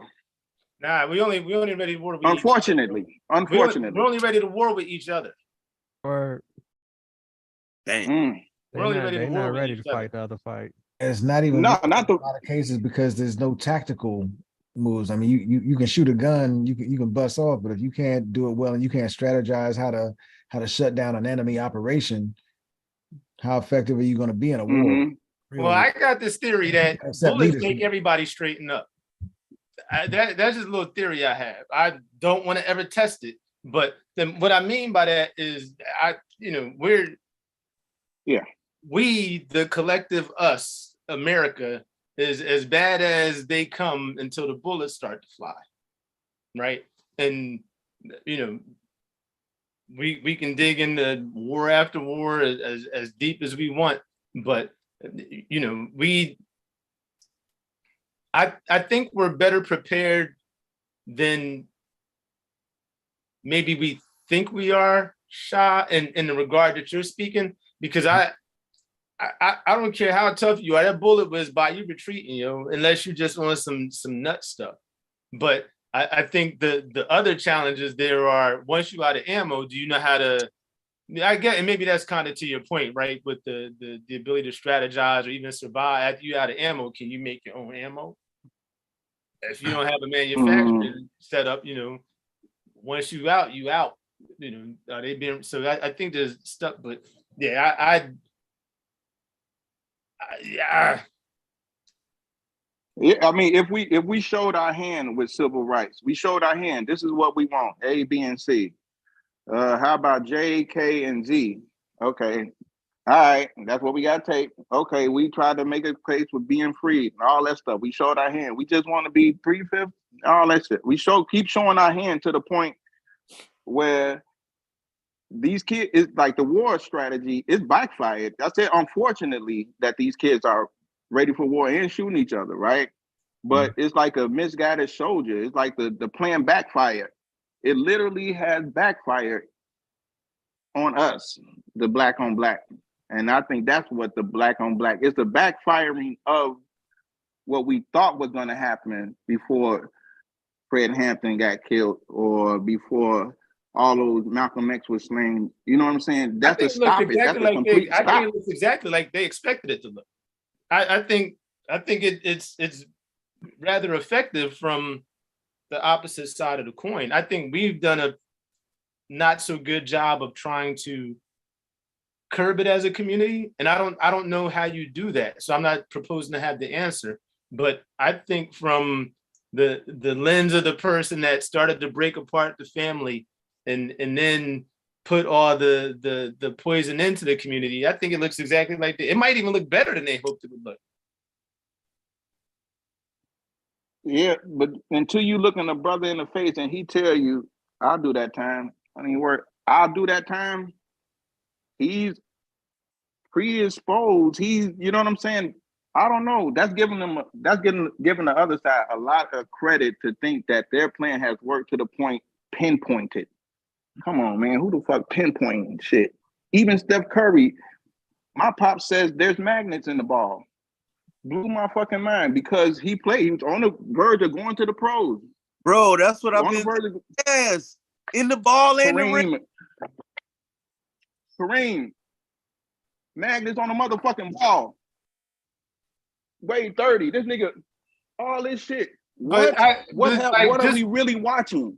But the logic in me says, then why isn't everybody as effective?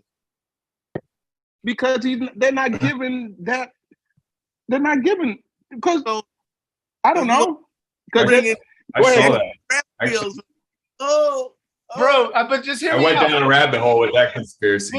Just hear me out though. I went to because schools. I do not claim to be the sharpest knife in the drawer, but if the magnet's in the ball and in the rim, and everybody's playing with the same ball and rim, everybody Nah, they got to right. I won't turn it on for you. Yeah, I mean, you can switch that on and off if it's an electromagnet. Holy Thank you, Al. Exactly. All right. I'm not putting. Okay. Yeah. All right. I'm not gonna do it for Westbrook. And honestly, with the way the technology is right now, that could be disguised very lightly. I'm not saying that it's true, but in a sci-fi world, that's what I would do. I'm not saying it's true either. I went down that conspiracy too, but and one thing I don't believe one way or the other. I don't really but to me it was like, okay, now if I put this together with a couple other rabbit holes I went down, it's like, okay, this is all entertainment regardless, right? If you think of it perspective, it's like, all right, there's these people are just putting on a show, and distracting people from their everyday lives to watch this. So of course they're going to make this and this and this happen. How many times you bet on the line and then it fails? It's like, how the hell did this come? How the hell did this upset happen? The real people are walking away with all the money in Vegas. You know what I mean? The ones that know what's going on behind the scenes, they're the ones putting all the real money up. We're the suckers that are sitting there thinking, oh, Steph Curry and this and this and this guy this and Tom Brady's the GOAT. It's like, you never know what's really going on behind the scenes. If you go into it thinking, okay, I just want to watch this to be entertained, look at it as an entertainment, then it kind of shifts your whole perspective. Be like, all right, yeah, what it is, you know, whatever. That's just my opinion. Yeah, I was a big football fan. I quit watching football, like all that shit. I'm like, you know, this is just this is the Coliseum, you know, people just fighting each other and killing each other and beating each other. Who's stronger? Who's faster? Who could do this? Do that? It's like, this is all bullshit. It's all entertainment. My jumper is broke now, and I proved on Monday night that it is very broke. It is very, very broken. So I'm not even about to act like I get you some magnets, like yo. I used to. But so when did the magnet thing happen? Was it around in the 80s? Is it newer? See, when I did just it saw happen? that. like I'm gonna keep it real. What kind of ball you buy? You buy raw leagues or what? You gotta go with the time. At that time, the referees were controlling let's the keep it to the NBA. I don't even care about me. I'm just saying, let's keep it to the NBA. Like, has it been around? I think what? Now see, that's magnet? something I thought. Like I don't know. I never seen that anywhere, but that's something I thought because I've always I'm put this out there. This live. I'm suspicious of Vince McMahon. I've been saying this for years. He's to take over other sports for decades, and he wants sports entertainment, and he wants the spectacle, and he like football. Like one day I see football being like Dusty Rhodes and Ric Flair, like the Tom Brady character. They're gonna be talking trash before the game. We're gonna see you on the field, and it's gonna be, you know, sports entertainment. And it's all wasn't that the XFL league? Yeah, that was an XFL league. XFL. Vince McMahon, yep. It's like staged. It's theater. And we want to see who's gonna win. You know, it's money involved, man. So all of it, I just think all, like Demo was saying, it's just I do believe in the process of fixing games. I will absolutely buy into the fact that the better team doesn't always win, and sometimes that's because they can't win. Like so I'm not about to act like I'm oblivious and think sports is just as, you know, everything is above water. But that concept blew my mind. Like I never for a million years thought that. Like it took me someplace. I'm like, anyway, I don't know. I've seen them play a couple of times. I think the biggest problem is the division that it creates. I mean, some people would argue that it brings people together. I would tend to argue the opposite. Yeah. All the division. You know, you see somebody walking around with the opposite jersey. You're like, yo, fuck that guy. You don't even know him. You know what I mean? He ain't representing my team. He's representing the opposing team. Like, fuck that dude. And these are like, I'm talking the hard fans. These are even people that don't even believe these conspiracies. So think about the division there. They're just so sucked into it that they hate each other right off the rip. It's interesting. I don't know. To me, it's just another way of control. I ain't like you till we got the same hat. That's perspective, because I think that's the person though. Like something got to be wrong with you to be like I've seen, like I got friends that are Steelers fans, and I don't like the Steelers, and I don't like the Cowboys. But I guess that's the person. I would never be like, I don't like somebody just their team. I mean, I gotta believe that for those people, it's not the sport that is putting in that. That's just in them. This is just their opportunity to allow that. I'm gonna say this, but it is the sport brings it out of you. I don't know if y'all remember Ben Gordon played for the Bulls when they went against the Celtics when D Rose. When when he didn't want to take that contract because all the money to Dame. Bulls. It wasn't Ben Wallace. He played for the Bulls. Nah, We had Ben Wallace too. Ben Gordon. We had yeah, Ben the Gordon guard. straight out of college, from Guard, UConn. Yeah. Yeah. Woo, man, BG. So it was a contract dispute, but the Bulls had just made it. They played the Celtics and D Rose. We had D Rose and Ben Gordon. Man, but shit, D Rose was the man, right? So Ben wanted his money. He was just cashing in and shit. Once Ben got to the start and when he was the man, then we got Derrick Rose, right? So then Ben was disgruntled, so he left and went to Detroit, I think. But it had to be like 2 months. And my dude, I stayed on 21st in Michigan. It's kind of like projects over there. The big project, the good time projects, right? So we going to the liquor store. My boy came to my crib. That's what good times was. There's a liquor store right there, right? So we going to the liquor store, and I just noticed. I said, "Man, you got a Ben Gordon jersey on?" I said, "Bro, go get it. Just go get a shirt." Because the city was tense at Ben Gordon. I said, "Man, you wearing Ben Gordon jersey around here?" It was just 2 months. Just 2 months. I said, "Man, nah, man." I said, "All right, fuck it. Let's go to the store, man. You fucking me up, man. This is my hood. You in my neighborhood. This nigga, hey, as soon as we hit the block, hey, who that dude?" But all right, we get to the liquor store. We come out the liquor store, man. They surround, man, a bunch of dudes surround the dude. My boy, his name Damon too. They surrounded. I said, "D, I told you, man, who this motherfucker out of?" I said, "Nah, old head, man, leave him alone. Why no cats, the young cats, man? This nigga went." The community, as a community, Chicago. So I see what you're saying. It is an individual, but the sport, it brings a big divide. It really brings a big divide. I had to step in. Jersey. I'm saying, those, but that's Jersey. That's in them already. Like it's. I feel you. I think we probably saying the same. But thing. Okay, it's in you. Okay, you go to the same game. Now I'm at the game with you. We slapping 5 now. I better not see a Detroit jersey in our area now. Now 2 becomes 3, 3 becomes 4. And now this is the 49ers section. You dare go to a 49ers game? What they doing up there? They knocking niggas out over there, boy. Oh yeah, I'm not arguing your point. I'm not arguing your point. I'm simply saying it wasn't the sport that like it's in them, yo. That's just a part of yo. I could go to a game and I could go to a 49ers game or whatever and wear my Jet stuff, be the only one and nothing to happen to me. I think it's how the people move, yo. Like I ain't getting that. Like I'll be safe, yo. I'm telling you, I would, yo. I'm a Cowboys fan. I have been to several. I'm from South Jersey. I'm a Cowboys fan and a Celtics fan. I've worn Celtics stuff to games.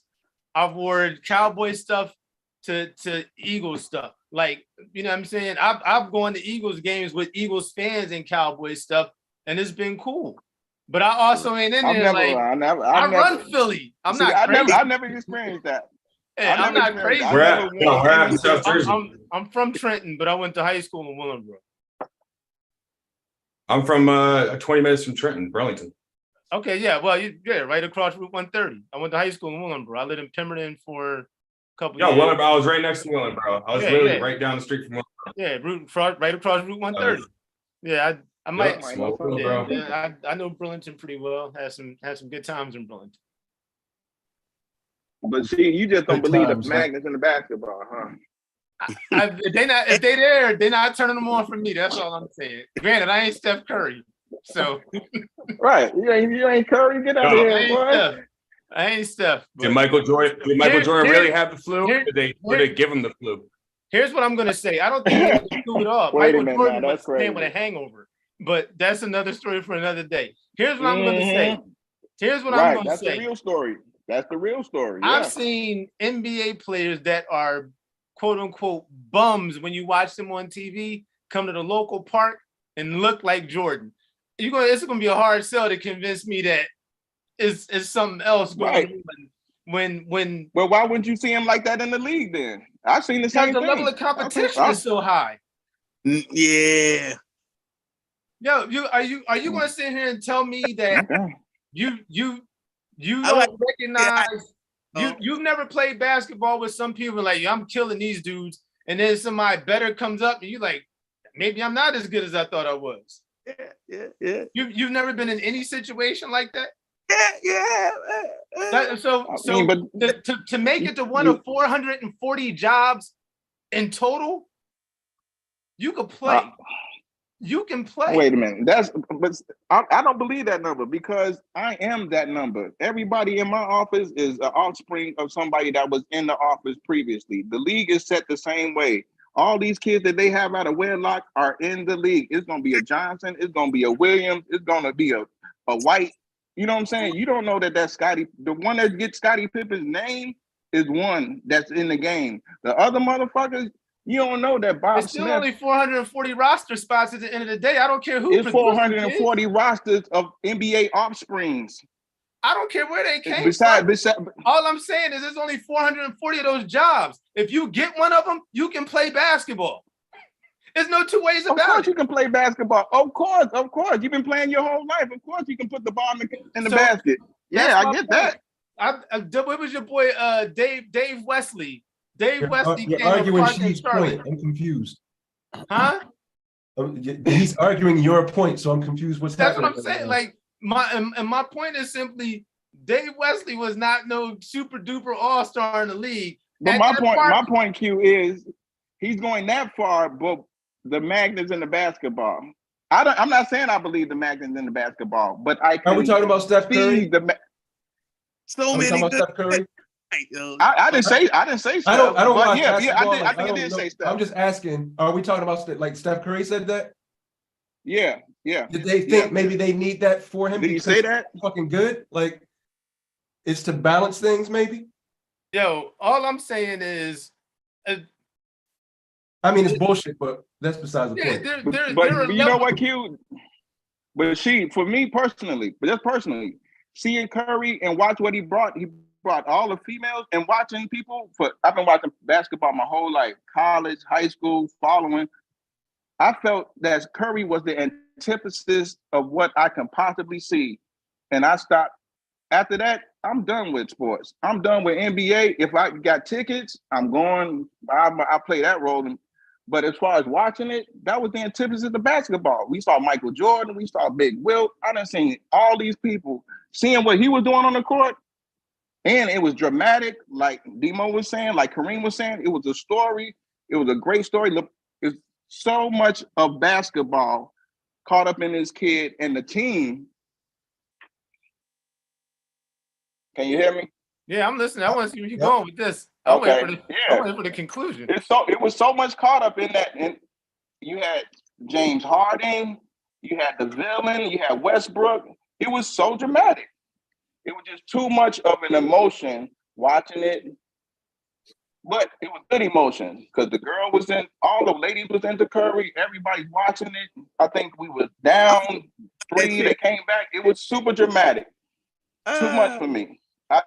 It was hooray. It was like an encore. It was like seeing Jordan hit that last shot. That was perfect for me. I watched Curry come out of Davidson. I watched him break his ankles when he first got in the league, just following basketball, but he was always a favorite player of mine in Davidson, what he did in the tournament. Awesome. They ain't make it Sweet 16. So wait a second, can I ask a question? So were the magnets in the basketball in college? See, no, I put them in there. That's what I mean. See what I mean, Q? See what I mean, Q? That's what I'm saying. He's not recognizing you. I'm not going to take away it's a hard work and effort. I'm talking about the show of playing the game. Again, okay, talk about magnets in the basketball. He is an NBA offspring. Again, adding that all those job opening. Yeah. You didn't make the league. I didn't make the league. My pop didn't make the league. I know a whole list of people that didn't make the league. And they still come to and smash. You like, damn, this guy should be in the league. But for me personally, I'm done with the NBA at that point. Man, it was awesome. It was great. Because you had seen, it was perfect. Because you don't think it could get any better? Like you had seen everything you needed to see? I'm sure it can get better. You can always score 200 points. No, I don't mean in that regard. I'm just saying as far as would a player like Steph is almost the American dream as a basketball player, right? No. I mean basketball as a whole. Michael Jordan, LeBron James, all the variations. Curry was just the antithesis for it because He makes, like they say, he makes kids think that he can do it. He's supposed to be small and all that other stuff. It's the jump shot. It's the essence of the jump shot that finally brought it home. They moved the 3-point line in. They moved the line in the 80s was back. You didn't, yeah, the NBA line is moved in, especially on the corners. It's snug, boy. The corner's always been shorter than the top of the key three, though. That's not new. Check NBA history. They moved the line in, Chief. Yeah, the arcs are in. Check it out. No, I agree with you. The length of shots on the arc varies depending on where you're shooting from. I'm not arguing that. Even now, I take 3-point. I swear, when I was a kid, the 3-pointers was so long that only I can hit them on my team. Maybe a handful of them. But now, big man coming up, he's dropping them.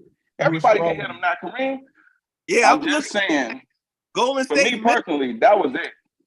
I feel you. You see Kyrie got the ball on the string, bounce it off his head, his ass, and then pass it to Kevin Durant. I didn't see that. Oh, what more can I see? I saw Michael Jordan.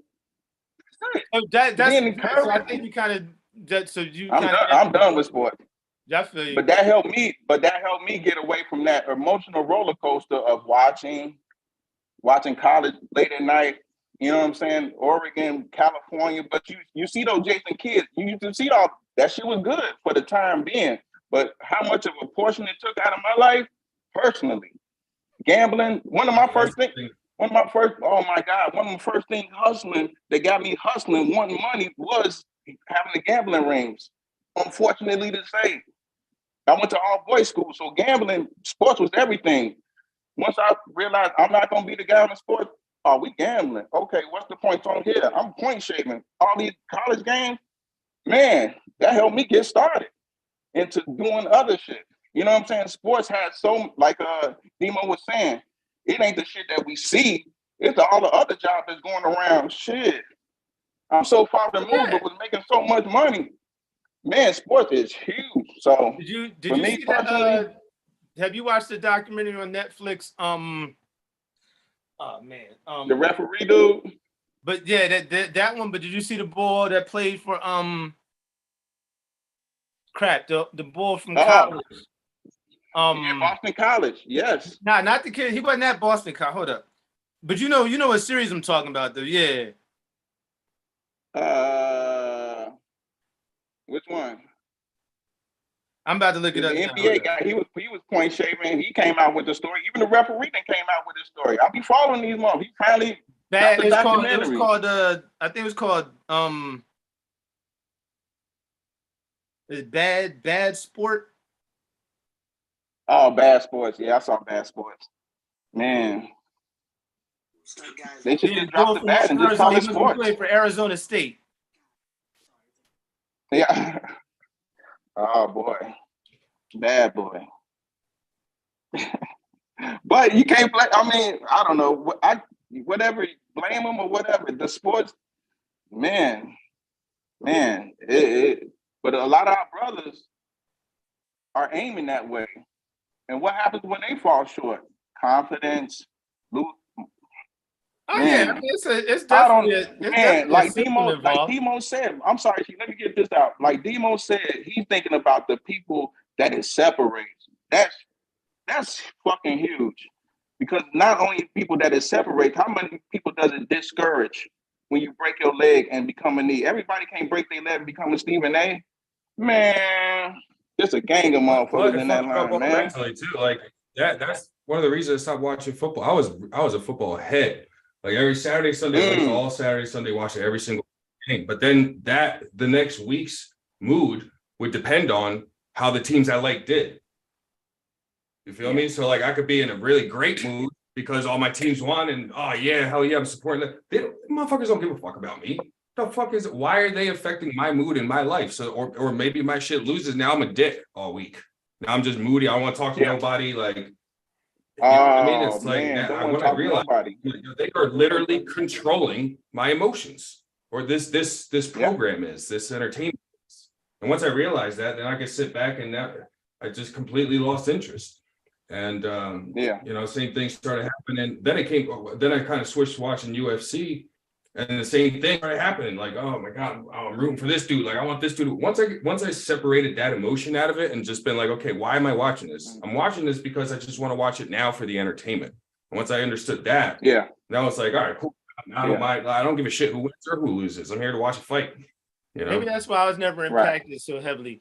I always cheer for whoever's losing when I turn the game on. Whoever's losing, I'm instantly rooting for them.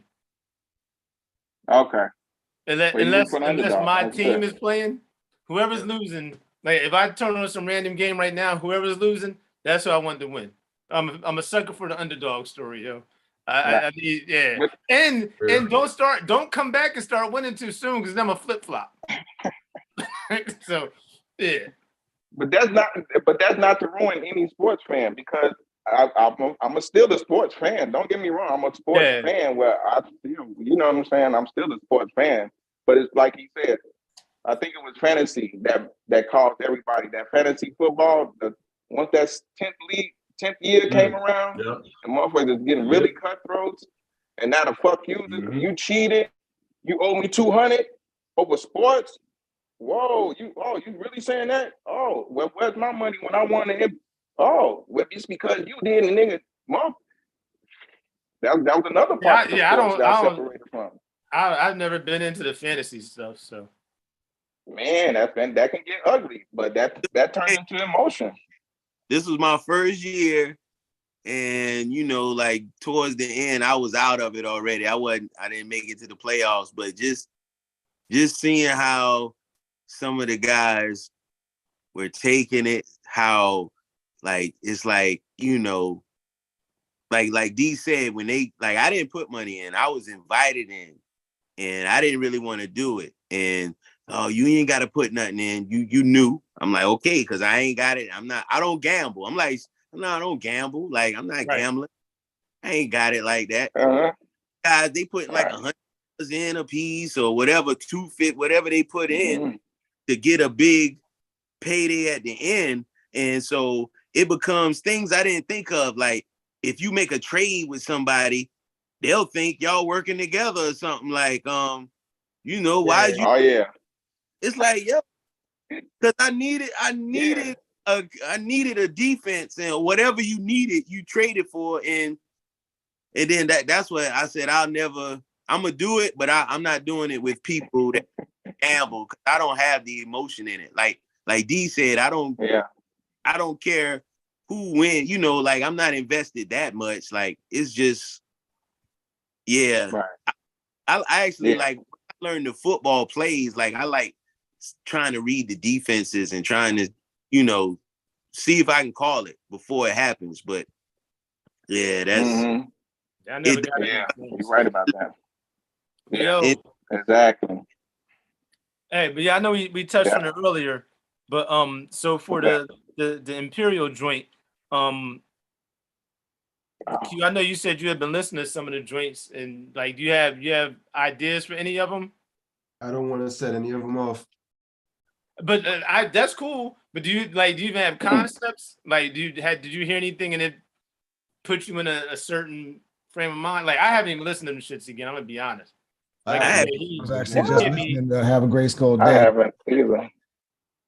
Have a GRYSKLL Day is dope. I mean, that one seems pretty easy. He sent me another version of that too. Did I save it in the folder? I don't think I did. I'll save it in the folder. He did another version of it? I think he might have extended it. I ain't even listened to it yet. Okay. But yeah, I said, that's wild, because I just opened that folder and started listening to him now. That's what I was doing right now too. Yeah. Right now. I just went to my second. Can we at least get like in the Discord or something, or wherever it makes sense? And if you're hearing something, we can play joints right now. No, that's cool. I'm just saying, even after that though, like if you hear a beat and it gives you some idea for a concept, at least put it in the chat. Cause like I'm horrible at coming up with like ideas for beats. So like I'll listen to them, I'm like, this sounds like a love song too. So, you know what I'm saying? So this man is a romantic. Like so ain't nothing wrong with a love song. Yeah. the villain EP full of love songs. Gotcha. I'm about to write that down. Yeah, it's like, yeah, I mean, yeah, sure, I like the idea, maybe bumping a couple of them real fast just to get them fresh in the memory. But it needs to be done and like ready by in the second quarter, yo. So, just so we got a target. Oh man. And honestly, man, we saw how quick we did that that Don't Overthink It mixtape went. This ain't gonna be, it's gonna be hard, man. Especially with the quality of these beats, man. It's just a matter of carving out the time. Yeah. It depends What on folder is it in? I don't know what's going on in everybody's lives too. Your life is more important, obviously. That's what I'm saying. We got 5 months, right? So, we should be able to, but I like. My concern though is that if we treat it like it's 5 months, it's gonna be just like everything else. And that's what I'm saying, yo. Like, if you got 7 months, you treat it like 5 months. If you got ideas, never like list them, like put them in the chat so people can at least see where you're going with it, and then hop on or not. Like, God damn, my camera was dirty as shit. I just cleaned that shit. Now I can fucking see the damn. picture. Who the hell is that? Dang, yo. Now I want to clean mine. Shit. I'm a beautiful motherfucker. God damn. Yeah. Hey man, don't make I thought that was my internet buffering. You came back light skinned. Don't make this like this air mouth picture. Make me want to brush my teeth again. Right. Oh man. Are you gonna play him shot or? Yeah. All right. You gotta shut down that live though. Yeah. Yeah, hell yeah.